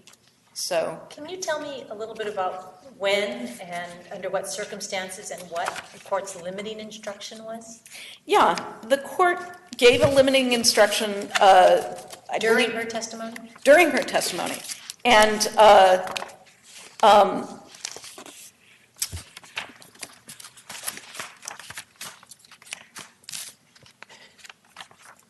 I mean, it was very specific. And in addition to the court's instruction, yeah, I thought I had the cite for, oh, here, limiting instruction given during doctor's testimony. It was at 186 RT 14549 and through 14550. I mean, it's long, but it's the basic limiting instruction. But even more, something that echoed that was when the prosecutor gave his closing argument in the penalty phase, before he launched into anything about this defendant, he said, by the way, everything you heard about what was in those reports that I asked Dr. Candelaria Green about, you can't consider that at all. That was just to understand the basis for her opinion. But that is not factor B evidence. You cannot consider that for any reason whatsoever. He was very clear about that. So in addition to the limiting instruction given before her testimony, in the middle of her testimony, that referenced also that before deliberations they would be instructed again. Now later on, as I had said at the first stages of the proceedings, I will, when I instruct you on the law in this case, included among those instructions will be an instruction that certain evidence was received for a limited purpose, and you will be reminded that you are to consider it only for the limited purpose for which it is. So that's the underlying records, right? But what in the end was her opinion? That he had ADHD, weak executive... So it was not her opinion that he was a sociopath? Correct. She never gave that diagnosis. And repeatedly asserted that she was not qualified to give such a diagnosis. Correct. So if that was rebuttal of his would not be dangerous, it didn't succeed. I mean, the way you put it, the jury couldn't consider the underlying reports, and she never said that he would be dangerous. Am I right? No, she did say he would be dangerous, but it was based on his past conduct. She agreed with the prosecutor that past conduct was a good predictor of past dangerous conduct was a good predictor of future dangerous conduct. And to that extent, she agreed that he had committed a lot of dangerous things in the past. Now, she excused it, saying he should have been treated. I understand. And that gets to another point as well, which is even if there were error, Mr. Winbush, there was so much factor B evidence, and 12 of the 19 incidents were when Mr. Winbush was in an institutionalized setting, and he was at CYA or prison, and 8 of those were while he was awaiting trial for this very case. So there was plenty of evidence to show that he would have been a future danger based on his past conduct in an institutional setting. And the last thing I just want to leave you with along that line, as I said, there were 19 factor B incidents in addition to this really horrific crime. and that Mr. Winbush kept it together for 1 year before he got out of CYA, and then took off his electronic monitoring system. That's referenced, actually, Mr. Patterson talks about that immediately in his confession. That was in my brief. If you look, there was an allegation that wasn't correct, but it's consistent with the cites in my brief. He immediately after he got out of prison, he kept it together volitionally. He was able to keep it together for 1 year in CYA. Immediately after he got out, he took off his electronic monitoring bracelet, and 10 days later, he killed Erica Beeson in a very gruesome fashion, in addition to all the 19 Factor B incidents. Unless there are any other questions. Thank you, Ms. Bavarnik. Oh, thank you. Well, it turns out there are a number of issues I forgot to talk about. EI under Leon was never asked the $64,000 question. Whatever your views are about the death penalty, and a lot of them brand new, just for the first time enunciated here in court, can you set them aside and consider life and death? She was never asked that. And nowhere in the questionnaire or any of the voir dire was she asked that. Now, in contrast to the Leon jurors, which this court said were improperly excused, all those jurors said they were absolute life jurors. We'll never vote for death. And this court overturned it because those jurors were never asked the key question: can you set those views aside and still consider death? And the same thing happened here. EI was never asked the crucial question. And with respect to the fact that the parties didn't use all the peremptories, EI was excused. So, and whether or not the DA might have used a peremptory against EI, that has never been a factor in whether or not this is reversible error. Lots of U.S. Supreme Court cases say you can't stack the deck, and that's what happened here. So, you know, it was totally the DA's fault for wanting to excuse a valid juror who said 10 times that she could vote for death, and excuse her based on the misrepresentations about the case. You know, way too specific. When was this case tried? Oh, I think it was 96. Yeah. Which no, I'm so sorry. Sometime in the 90s it would be fine. Yes, okay. No, Which was... No, 2002. Thank you. It was tried, it happened in 96. Okay, so about 12 years before Leon? Yes, some, but you know what, Leon, though, is based on law, as I said, all the way back to Stanworth in 1969. So it's not as if Leon enunciated a new principle of law. And, you know, I forgot to mention, the judge totally treated EI in a different way to Juror 12. Juror 12 said,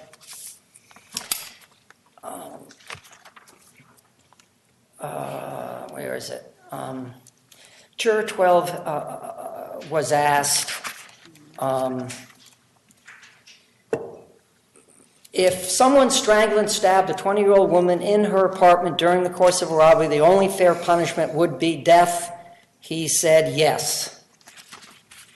I mean, there's no ambiguity about that answer. This judge said, oh, well, let's look at his juror questionnaire.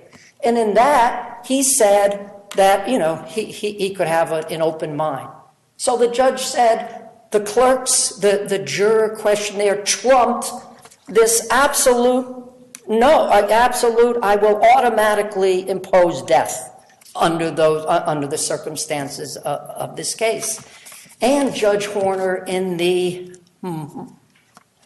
I have to make sure, in the Martinez case, in like 2009, where Justice Moreno in dissent said Judge Horner improperly excused a juror for a cause who said that there were 10% of the cases where she thinks that she might vote for death. Now Justice Moreno lost that argument. And are we now arguing 1101B evidence with regard to the trial judge? Oh, I don't know, Your Honor. Am I? Maybe. I do think that this judge was being very unfair to EI, and he has a pattern of doing so. So, yeah, I guess that would be considered 1101B, evidence. And to go on to whether Dr. Green ever said Winbush was a sociopath, it went on for, I think for like hundreds of pages. She first agreed that Winbush appeared to have a lot of the 15 elements of conduct disorder, which is the precursor to antisocial. I thought the Attorney General told us that this witness did not testify that defendant was a sociopath. Well, I think she did say that past behavior is the best predictor of future behavior. The DA went through factor 1, factor 2, factor 3 at length, factor 4, factor 5, 6, 7. Dr. Green concluded that he met at least 5 of the 7 above factors to diagnose antisocial personality disorder. I see, and that was based on her meeting with him or her review of the records. Yes, just records, even though it is well known under the DSM, you're not allowed to diagnose someone as a sociopath or a psychopath without testing and interviewing. She did neither. But she was saying that what she knew about him was congruent with what the diagnostic manual described as sociopath. Yes. And was she saying that, or was she saying that the evidence evinced in the trial was consistent with those criteria? Oh, no, I think she was saying she had looked at all the documents and based on that, because she didn't have a trial transcript. She was not given that. She was just given the underlying documents as far And did she characterize her own testimony as a diagnosis? I'm sorry. Did she characterize her own testimony as a diagnosis on her part? I think she tried to avoid that, but she did say he met 5 of the 7 of the factors 1 through 7, and met factor B, met factor C, and he didn't, and she didn't know about factor D. So I think the jurors would be hard pressed not to understand her testimony as Winbush was a sociopath. And one other thing I forgot to say is, and this is back to the other one, the court refused to let defense counsel to say one aggravating fact after the DA said, oh, this is just a drug deal gone bad, blah, blah, blah. The defense wanted to ask, well, hypothetical, well, what if it turns out the defendants had a prior felony record? The judge said, oh, that would be prejudging the case. That's my point. The judge and the DA had prejudged the case with the questions they were allowed to ask EI, and then the defense wants to ask one simple, well, what about a prior felony record? And in fact, Seaton says that the DA is allowed to use a hypothetical about that. And the judge turned the defense down. So the defense wasn't even allowed to ask that. Was this only as to EI or during? EI, just EI. For some reason, the judge and the DA wanted to excuse this juror for cause when under this court's law and the U.S. Supreme Court's law, she didn't even come close. Those ambiguous answers at the end are just not Can I sufficient. ask you a question? Were the priors bifurcated?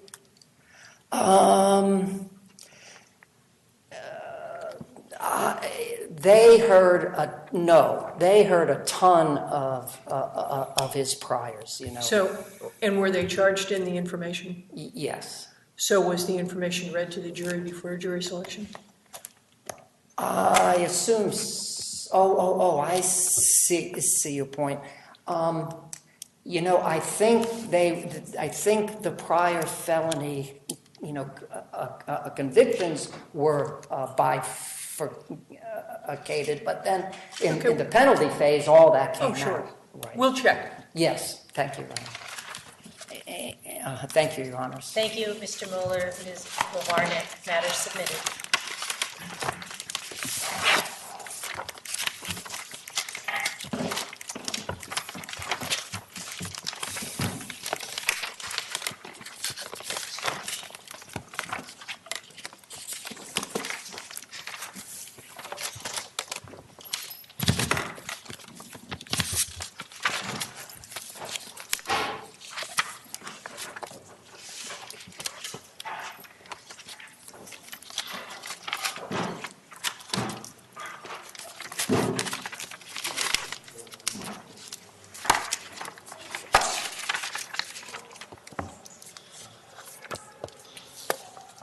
Calling the matter of the People versus Tory J. Corpany. You may start when you're ready, counsel.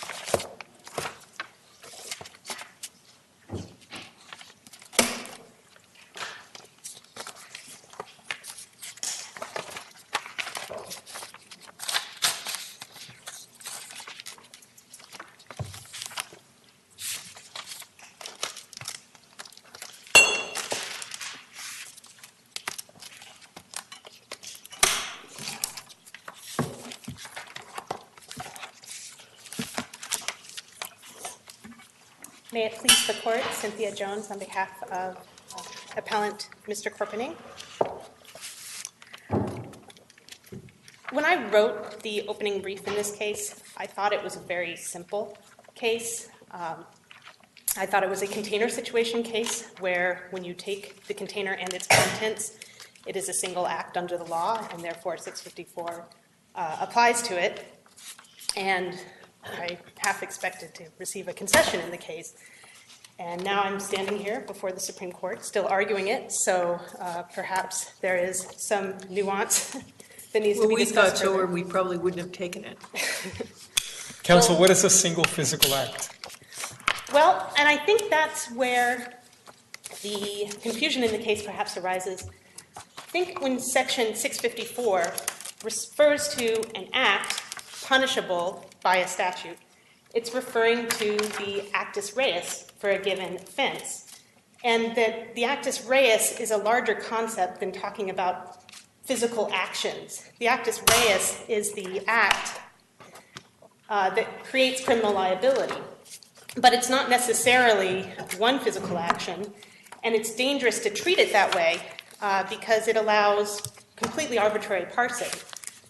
And that's really the danger that is highlighted by this case, I think both with the single act question and also with the Neal question, the intent and objective test. Of course, the language we used in Jones is single physical act. I do see your point that there's a deep connection between that inquiry and actus reus, but how do you make sense of Jones? I think what Jones answers is that sometimes the actus reus is satisfied by a single physical act. And in those cases, when you compare them, there's just no question under 654. You don't need to go any further because almost by definition, a single physical act, if a single physical act violates multiple statutes, it is the same act being punished in different ways. Is this a single physical act that is being punished or sentenced in two different ways? I think it is in this case. I think we can expand from this case, but when it comes down to it, this was a taking, and the physical act was taking the van, which at the same time took everything that was inside of the van, just as taking a wallet is taking any credit cards that are in it and any cash that's in it. It can't be parsed into, I was taking the wallet plus I was taking credit cards. It's just the taking. And that also distinguishes it from the possession cases because, of course, that begs the question of why are drug possessions and gun possessions treated differently? Is the essence of your argument that, look, if you steal a van, you can be sentenced for stealing a van. You can't then unpack all the other stuff that was in the van and claim that those are different crimes.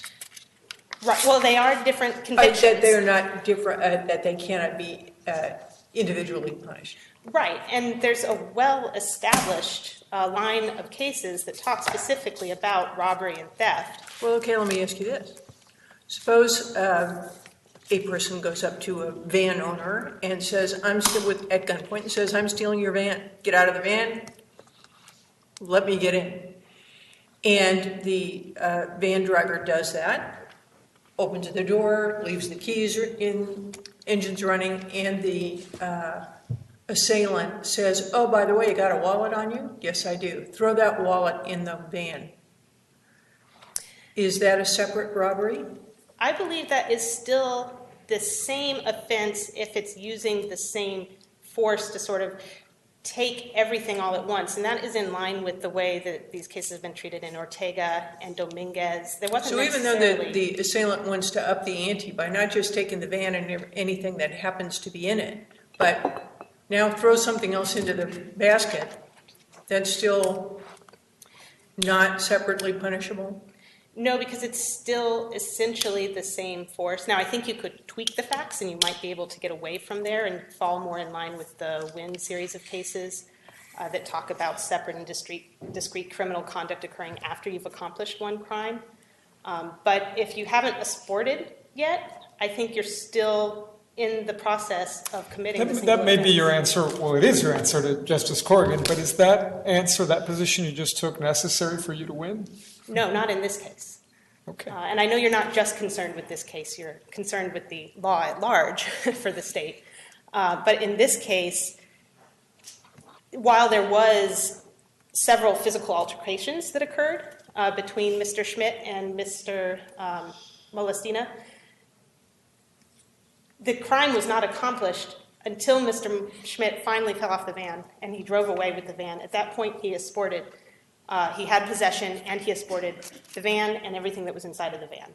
So is that to say that we know what the appropriate discrete physical act at issue is by looking at sort of the final act necessary to accomplish the actus reus of the offense? So if we have sort of a number of acts that are necessary in order to give rise to criminal liability, we look at those sort of the last one that's necessary to complete the puzzle. Is that your view? I think that would be a very legitimate way to do that. I think there's some other alternatives that also would apply in this case. But that certainly distinguishes it both from the cases like Wynn, where they said, look, you'd already accomplished the robbery. You had the guy on the ground, you had taken the stuff, you could have walked away, and at that point you shot the guy. There was no need to shoot him, you've already accomplished the robbery. You're committing a new crime above and beyond the robbery at that point because the robbery's done. And then the unit of prosecution cases like Harrison, it's the same sort of thing. You've accomplished the rape. If you decide to do it again, unit of prosecution, that's a brand new crime that you're doing at that point, and it has nothing to do with the act that came before it. So there is this separation between the act of robbery, which can be phrased as multiple physical actions. It's taking possession, and it's asporting, and it's using force. But it's all accomplished when you've achieved the possession and asportation. So we don't have to worry in this particular case. They take the van. the van has $70,000 worth of coins. They knew the van had $70,000 worth of coins. That's why they took the van, or certainly a primary factor, and they took the van. But in this case, it's a single act. So we don't, under a single act case, which this one is or could be characterized, we don't care about the intent, do we? No, I don't think we do care about the intent. When do we care about the intent? And I think that's where some of the confusion also arises in this case, in the proceedings below. I'm not sure that we ever care about the intent in the sense that the Court of Appeal was treating intent and the trial court, well, the trial court didn't really say anything, but the Court of Appeal was treating intent in this particular case. Because what Neal is talking about when it talks about intent and objective is where one group of conduct is solely done either, well, basically, it was talking about a single, almost a single act. In that case, it was the arson itself. I think they were really trying to get at the actus reus idea and not about intent and objective at all. They were just sort of defining the actus reus, and they were looking at the statute. And the two statutes, one said arson is lighting a building on fire. That's the actus reus. The other statute, attempted murder, is trying to kill somebody. So that's the actus reus. Those sound like two different acts. But in that particular case, the behavioral conduct satisfied both actus reus. Lighting the building on fire was the means for trying to kill the person, in addition to being the way that the arson was committed. And so intent and objective, unfortunately, has lots of different meanings in different areas of the law. I don't think they're talking about mens rea. I think they're really talking about how do we look at the relationship between the actus reus defined by the different offenses and determine whether the conduct committed for one is also satisfying the conduct of the others. And well, they mentioned... it kind of depends on which end of the telescope you look through, in the sense that in Neal, the intent of Mr. Neal was to kill the people in the house. Right. And instead of shooting inside, he decided to achieve that objective by setting the house on fire. Right. And there was only one act involved, right, which was setting the house on fire. Right, which was discussed in Latimer and McFarland dissents about the fact that maybe that was really a single act case. Right, but before we go to the dissent, because you don't need to make it that complicated, I don't think. Didn't we clarify in Jones that the intent and objective aspect of a 654 analysis only becomes relevant or pertinent if there is a single actus reus?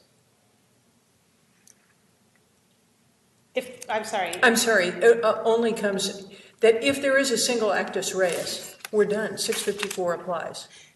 Right. Right. And in this case, of course, with robbery and carjacking, it's the same actus reus. Exactly. Right. So we have made that clarification, whatever we may have said, and however clear or unclear it may have been in Neal and its misbegotten progeny, we have clarified that in Jones, have we not?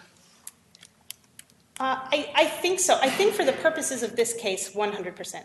I think there may be other cases that come up that still are trying to figure out the difference between what is a single act case and what is a course of conduct. And I don't know that I need to go there. I don't want to overcomplicate it. But I think definitely when you look at robbery and carjacking, it's the same act. It's just that carjacking has different conditions that have nothing to do with the actual physical act that we're looking at. Earlier you mentioned possession, and so say just a little bit more about how one would distinguish a situation where the fact pattern is you are convicted of carrying two different kinds of drugs, and now the state tries to punish you for both of those actions, and how that's distinct from a situation that we have here.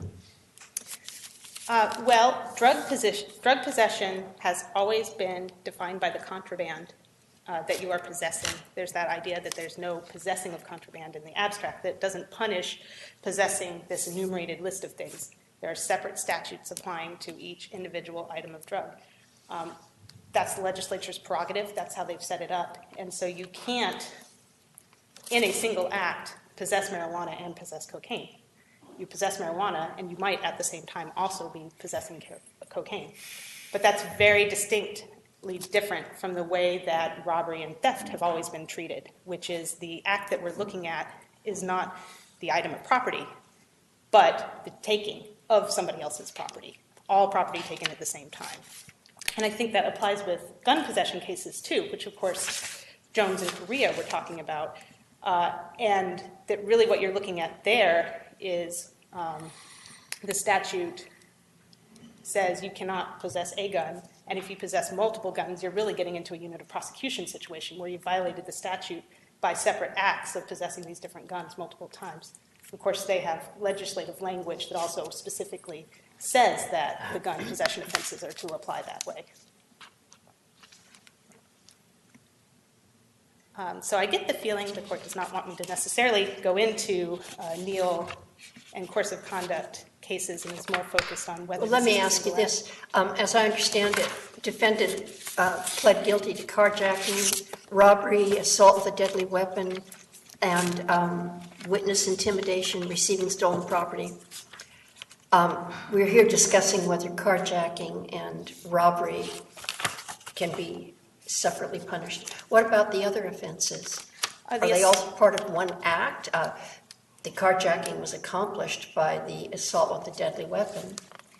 And the assault was indeed stayed, actually. I'm for sorry, that reason. The assault count was actually stayed. He wasn't sentenced separately on the assault count. But could he have been? Or No. was this all one act? He could not have been under assault because it's well established that the assault to accomplish a robbery or a carjacking is considered part and parcel under 654. Whether you do that under single act or you do it under Neal, it's well established. So, and of course the witness intimidation was a later act altogether. Regardless of how it was tied to getting out of liability for this case, it was a separate thing that occurred months later. So you're saying this court, the trial court correctly applied 654 to the other charges involved in this single act, whereas the defendant pled to those occurred as convictions, but the sentencing aspect was stayed on those. Right. He was convicted of assault. He pled to the sheet, which is why the California Rule of Court, whose number is it? Not in mind at the moment. Doesn't matter. We'll find it. Well, that doesn't apply. You know, he didn't need to object at the time based on 654 because he pled to the sheet without any indicated sentence. And so he is convicted of everything because he pled guilty to it. But he only received separate sentences. I believe he did on receipt of stolen property, but that was reversed. So this isn't a case that involves a potentially invalid plea agreement. He just pled, and now we look at whether or not he was properly sentenced. That's correct. If there's no further questions at this time, I'll reserve for rebuttal. Thank you, Ms. Jones.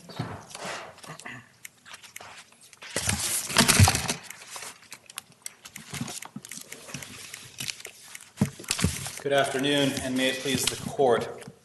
Whether reasonable minds can differ on whether an act or a course of criminal conduct can be divisible ultimately depends upon the intent and objectives of the actor. We already have a 50-plus-year-old test that is familiar to trial courts that, though it may be at times difficult to apply, it is at the very least workable in the trial court. How do you square that framing of the case, counsel, with Jones, where we separated out the inquiry of a single physical act and course of conduct and intent and so on? I think that Jones is a unique case. It deals with the possession of a single item, and it's the kind of case that lends itself to very little debate as to whether there is a single act or not. In Neal, this court said that most cases, few there be, if any, that arise from a single act. Well, Jones identifies some of those few, that small universe. Possession of a single item of contraband, for example. Driving a vehicle unlawfully is another example. The Kennedy case with the planting of a bomb in a car is another single act case. That's a very small universe of cases in which a single act gives rise to multiple different offenses. The vast majority of cases arise from a course of criminal conduct. This case arises from a course of criminal conduct. We have multiple pointings of the gun at the victim. We have the dragging of the victim several feet before the victim drops away from the car. All of those are acts that are part of this overall course of conduct, and we need not go any further than the Neal intent and objectives test. Muddying the waters with an I'm actor's... sorry, just to pause there for a minute. What would be wrong with a test that looked at the point at which, during this course of conduct, these two crimes were completed? So even if both of them took multiple steps to accomplish, if the last step occurred at the same time, both crimes were completed and criminal liability attached because of the same physical act, what would be wrong with confining the inquiry in that way? What would be wrong with using the so-called actus reus type of test? There's a couple of reasons for that. One is that Section 654 does not speak in those terms. It speaks in terms of acts. It doesn't speak in terms of completed crimes. Another reason why is that the concept of actus reus itself is subject to broad interpretation. There is no universally accepted definition for actus reus. Scholars debate this in law school all the time. You are right to say that in the abstract. But the actus reus that is required for any given crime, as it is defined, is in fact required to be made clear. Otherwise, the law is vague and ambiguous. So there's not a lot of dispute about what the actus reus for either robbery or carjacking is. Wouldn't you agree? I would agree that there is no dispute as to what the elements for those crimes are. But well, there are many elements, not all of which have to do with actus reus. But are you suggesting that there is a dispute as to what the actus reus for robbery is? I am not suggesting that there's a dispute. I'm suggesting that there is no dispute as to the elements. But I'm suggesting that every robbery is different, and how they are performed and how they are accomplished is different from one case to the next case to the next case. And because of that distinction from one case to the next case, you look at the criminal course of conduct. Well, it's unlawful taking against the will of the owner by force or fear, right? Sure. And there has to be aspiratation. That's part of the actus reus, right? Sure. And it is a continuing offense that only is over when the offender has reached a point of relative safety. I agree with that. Okay, so where's the ambiguity about what the actus reus is? Well, it's, again, with all due respect, that's really a characterization of the elements. Now, if we want to say that the actus reus equals the element, then there is no the elements of the crime, then there is no dispute. I'm dispute. sure I didn't say that. Tell me what is ambiguous about the clear definition of the actus reus of robbery. Just explain to me where the ambiguity is, and then I'll understand your position. Well, my position is that because one robbery may be different from another robbery in how it's performed and how it might be accomplished, that there is a difference in the physical acts that make up that robbery A from robbery B. And it's those differences that inform whether you have what the physical acts are, whether there's a course of conduct, that kind of thing. So if I follow that particular interpretation of Jones is very particular. It's one way of reading Jones. And if that's the way you'd like us to read Jones, then tell us exactly how we should disentangle what the minimal unit of a physical act is that would then be the basis for analyzing a case under 654. I think that's a very difficult thing to answer. That's why I ask. Yeah, because more often than not, what is a physical act is subject to debate, and reasonable minds can differ on it. And that's why people generally come here. So we have to write the rule. Right. So what's the rule you would have us write? We don't know. We know it when we see it? The rule is that whether a course of conduct is divisible depends upon the intent and the objectives of the actor. So we already have the rule. It's the Neal rule. Now, the Neal rule has been refined over the course of the last half century to account for various different kinds of circumstances. It's not a talismanic formula. It's not algorithmic. It's one that really depends upon the circumstances before the trial court. And the trial courts know how to apply this rule depending on whether it's a sex case, or whether it's a theft case, or whether it's a drug case. So, counsel, I'm not unsympathetic to your position, as you know from my concurring opinion in Jones. But even in Jones, right, one could say that the concerns there had to do with the fact that the characterization of the possession of the gun there was some it was arguable when one actus reus for a crime was complete versus another. There was a loaded ammunition, there was a loaded gun charge, there was a possession charge, and then there was a carrying charge. Those things actually could involve different acts, Right. which was my point in Jones, but that view did not prevail. But even accepting, if you were sympathetic to my view, that isn't the case here. Because the actus reus of the two crimes, the carjacking crime and the robbery of the coins, are exactly overlapping, aren't they? I mean, what is the line between the two? I guess I'm having a hard time seeing it. Well, I think that the line between the two, actually, we can discern from Justice Trainor's comments about possession. Possession cannot be done in the abstract, nor can taking be done in the abstract. It's the taking of the coins that constitutes the robbery. It's the taking of the car, or the van, that constitutes the carjacking. And so we have two simultaneous, I will grant you that they are absolutely simultaneous, takings, but two different takings because of the fact that they are different objects. Counsel made the point. So is it your position that if I steal your van at gunpoint and I take your van against your will, and amazingly, unbeknownst to anybody, or certainly unbeknownst to me, in your van is the Hope Diamond and the sword Excalibur, that I have committed a carjacking and 2 counts of robbery for the Hope Diamond and Excalibur? No.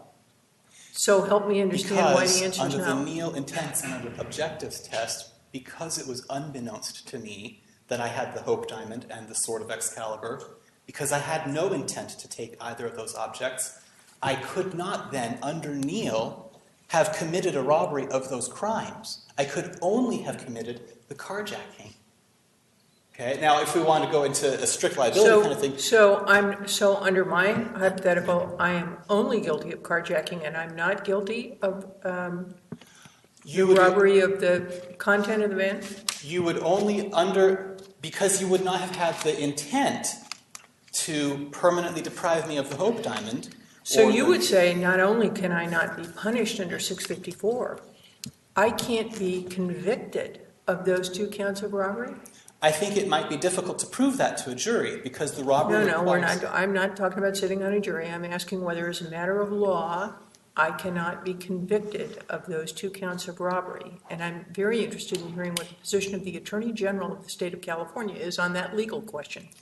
If you do not have the intent to permanently deprive me of the Hope Diamond and the sword of Excalibur, you legally cannot be convicted. So I have to have a specific knowledge of all the things that are in the van that I'm stealing from you in order to have the intent to rob you of the content of the van? Well, I think that if the robbery charge, if it's charged as robbery that's the taking that's being charged, the taking of the Hope Diamond, then yeah, you could not be convicted. Because your concern would otherwise be that every single item in that van would give rise to a separate robbery charge. I'm sorry? The concern would otherwise be that every single item in the van would give rise to a separate robbery charge. Correct. Right. So let me ask you, I understand, I think, what you're saying about 654, that it should turn on the intent of the actor. But the language of 654 says an act or omission, punishable in different ways. That's correct. So I'm having a hard time reading intent into your definition of interpretation of 654. I mean, if we didn't have 654, and if it didn't say act, I think you're right. We wouldn't have such confusion and application in the trial courts. But it's pretty clear that we talk about act. So how do you reconcile your test with the plain language of 654 that the legislature has determined? You could have 5 intents in your head. Mm-hmm. But if you do one act, like Neal, you burn a house and intending to murder someone, That's an act. We punish the act because intents are hard to prove what's inside your mind, especially when you exercise some of your constitutional rights. Right. So how do we reconcile your test with the plain language of 654? Well, it's Neal. I mean, it's 654 together with the Neal gloss on 654. You're absolutely right, Your Honor, that 654 doesn't speak in terms of intent. 654 was interpreted by this court in Neal, and there, with that gloss, we have the intent that's read into it. But we apply Neal in the situation when there's a course of conduct, when there's a series of acts, Correct. which require us to break it down. But here, I'm having a hard time understanding your test, which I'm not quite sure I guess you're saying the test should be Neal, which is intent. Right. But I don't know that answers my question about the language of 654. Well, but the thing is that the Neal case itself, which itself characterized the facts of that case as a course of conduct, went on to say that whether a course of conduct is divisible, giving rise to distinctive separable punishment, depends upon the act or the intent of the actor. And so we're stuck with what we have with Neal, which has been reaffirmed over and over, and that gloss on the 654 interpretation. Let me pick up the Chief Justice's question in perhaps a different way. So the back and forth in question suggests that there is at least, at a minimum, some complexity in applying a purely intent-based approach to Section 654. In addition, it does require a particular reading of the text that would have to be very much informed by a certain approach to Neal. What is if we leave aside those challenges, what's the upside of doing it this way? Why does your approach come out as the right one? It's familiar. It's familiar. It's something that the legislature has acquiesced in for the last 50 years. The legislature has drafted statutes fully knowing what the judiciary's interpretation and gloss of 654 has been. The trial courts have experience in how to apply this test. It doesn't, warts and all, the Neal test is the test that has been applied for this whole time, and it's something that it's workable. Isn't it premised, though, isn't it premised, though, on the notion that it must be a case where there is some ambiguity about the physical act, whether it's one or many? Yes. I'm still stuck on that as a threshold issue in this particular case. Whether it's I agree with you that, when, I'm not sure the court agrees with me, but in general, I agree with you that when there's an arguable question as to whether there is a single act or more, Neal would be the right way to go. But I'm still stuck on the threshold question. Where is the ambiguity here in this case? Because, let's take a step back and look at the statute. It doesn't just say act, right? The statute refers to an act punishable in different ways. It has to be a punishable act. Right. So that's a clue that it's not, as the Court of Appeal said, in this case, just the breaking down of, in terms of metaphysics. First he, held the steering wheel, then he pushed the guy away, and he did it again. It's not that. It has to be an act that's punishable, which imports a legal meaning. So it's a term of art, actually. So, as Justice Kruger suggests, actus reus would be the nearest thing we could grab onto to say that is what it is. It's whatever the actus reus is. And where's the difference here between the robbery and the carjacking in terms of the actus reus? Not in the abstract, but in this case. In this case, the actual difference is the actual items that are taken. And going back to something that's not an act, though. That's both items were taken by the same act. Well, but you can't take something. There's no such, taking is meaningless unless an object is taken. Mm-hmm. And so the taking of a car is an act. The taking of coins is an act. They are simultaneous acts here, but they are different, distinct acts. And the legislature has treated them as such by actually enacting the carjacking statute. Opposing counsel talked about the possession cases with the drugs. Suppose the prosecution in this case had never charged the carjacking. Just didn't charge it, and just charged the robbery of the coins on the exact same facts. You wouldn't then say that there was no act of taking the coins simply because on these facts, at what point must there have been some other act to take the coins. If driving away with the van was not enough, was there something else that was required? No. Taking the coins is enough to taking the van is enough to establish the taking of the coins. Taking the van, in this case, is facilitative of taking the coins. It is not only facilitative of, it was necessary in this case. Not only is it necessary, it is sufficient too. That's my point, is that it is necessary and sufficient on the facts of this case. There is no daylight between those two things. And indeed, it is the act that accomplishes the aspiratation of the coins, right? That's correct. So if I steal your briefcase, for which I apologize in advance, and it's got your wallet in it, and I intend to take your briefcase and everything that's in it, have I committed 2 robberies or a single robbery? A single robbery. Because I've done one, I've stolen your briefcase. That's correct. One act. That's correct. Why is that not the same as the one act of stealing the van?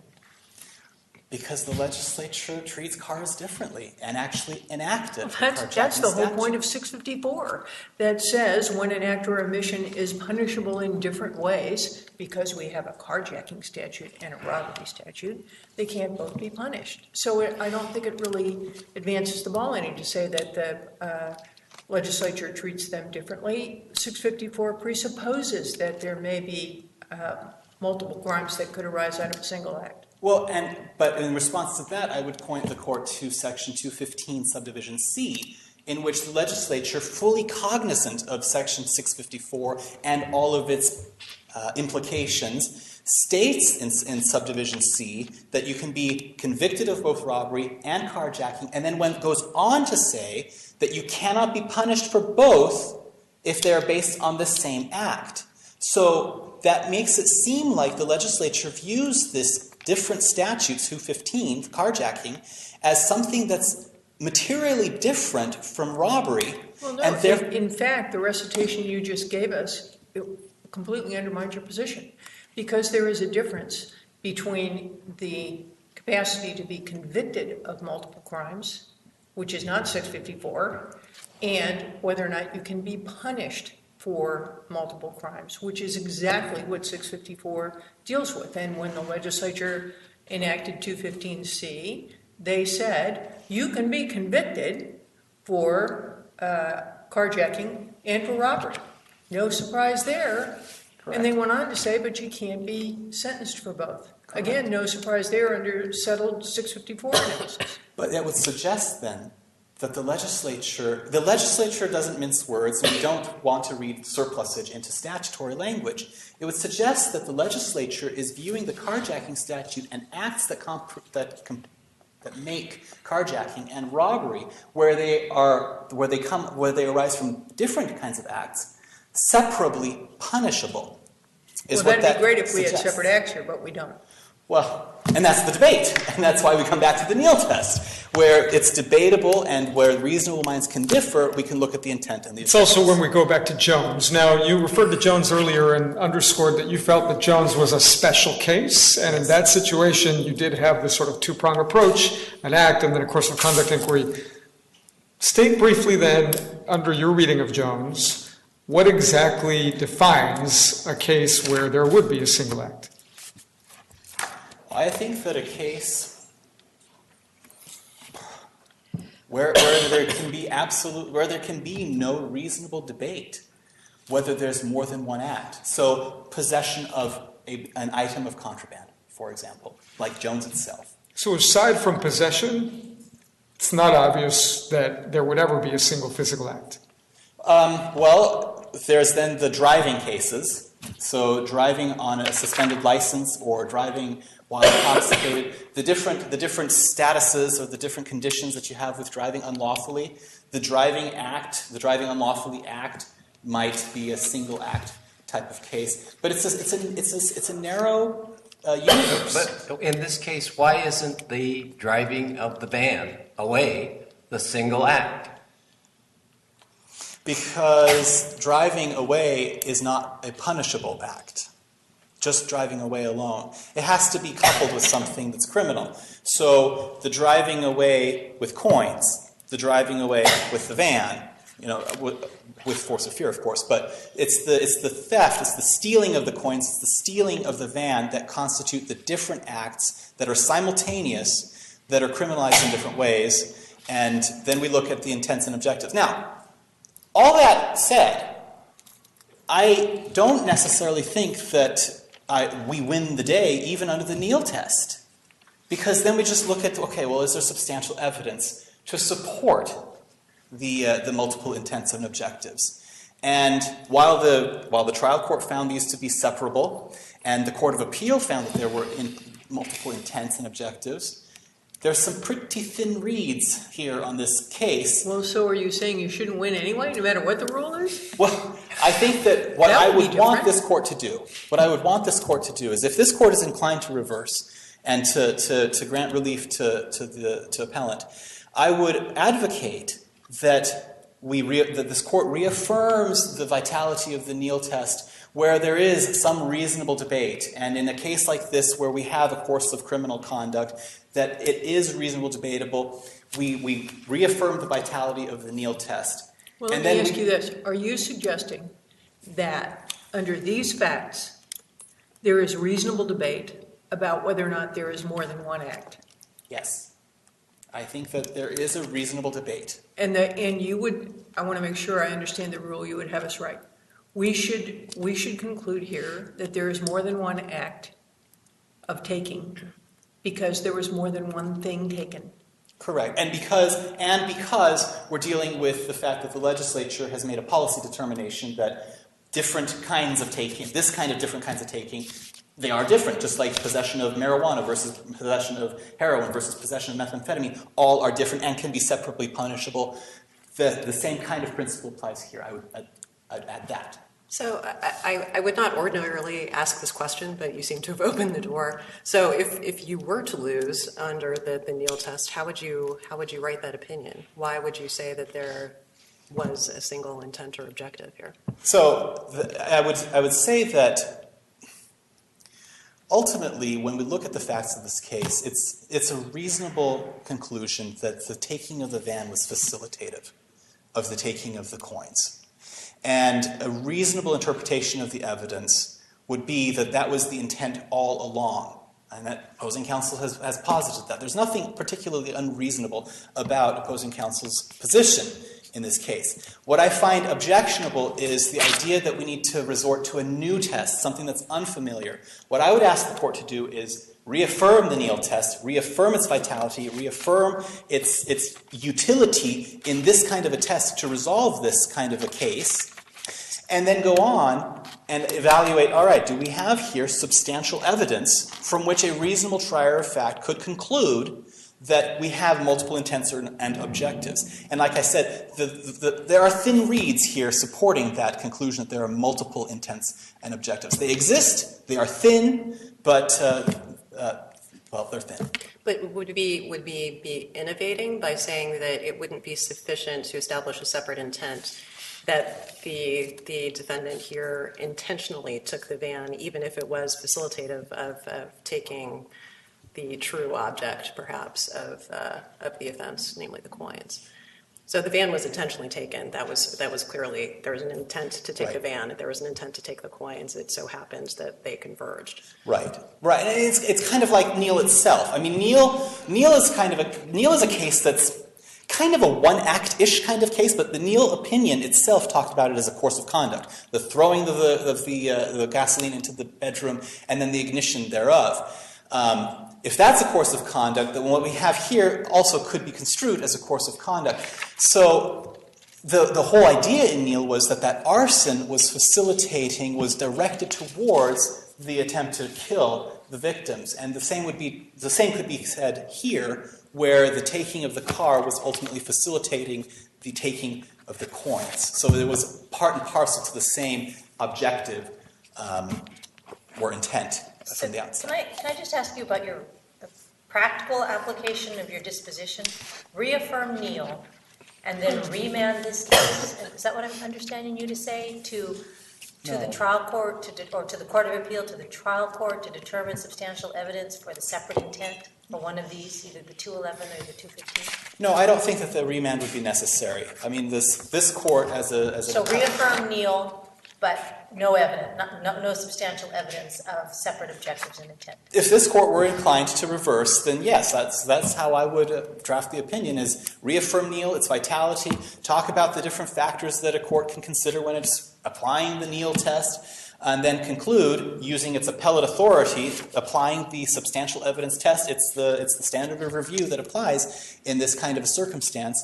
The conclusion of the court would be, we find on this record that there is insufficient evidence to conclude that there is a multiple intent and objective. And that would be how this case could be disposed of. There would be no need for a remand on this case.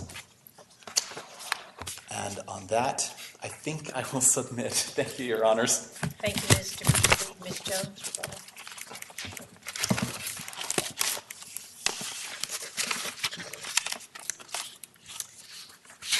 I just wanted to address briefly what I at least see as the purpose of Section 654. And, the cases often quote the purpose of 654 is to make sure that sentencing is commensurate with culpability.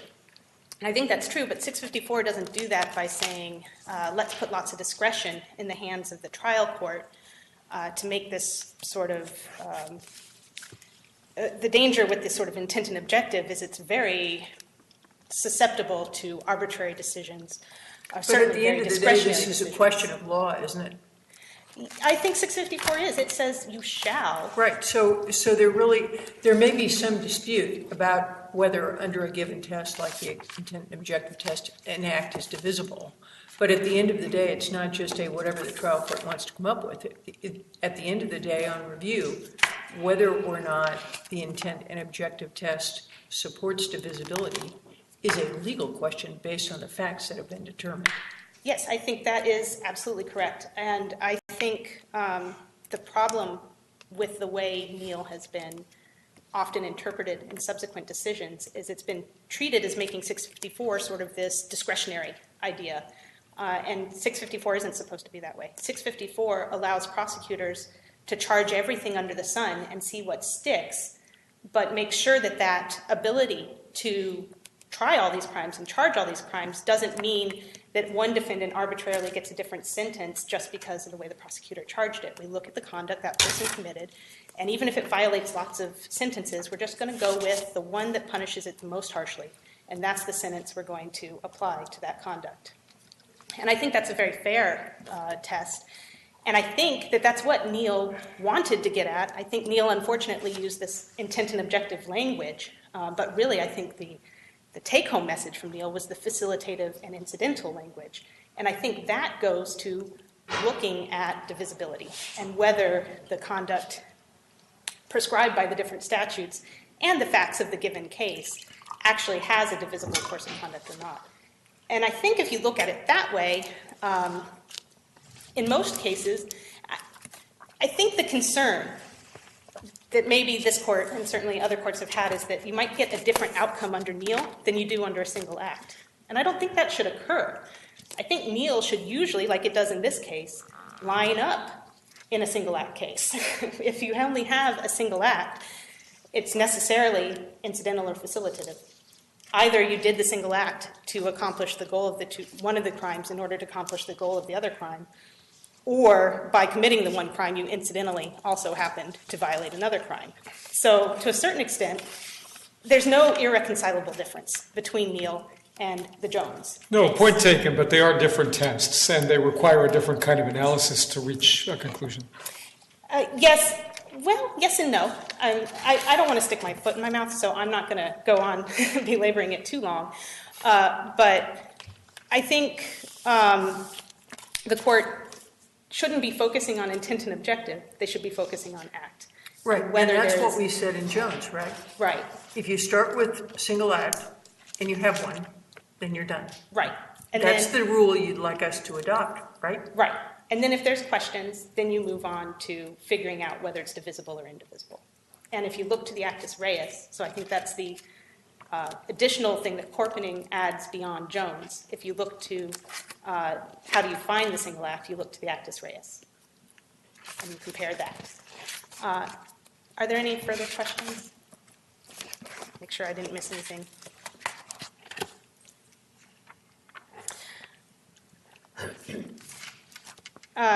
Nope, I think I will submit. Thank you. Thank you, Ms. Jones. Thank you, Mr. Beasley. We stand, matters submitted, we stand in recess until tomorrow morning at 9 a.m. All rise.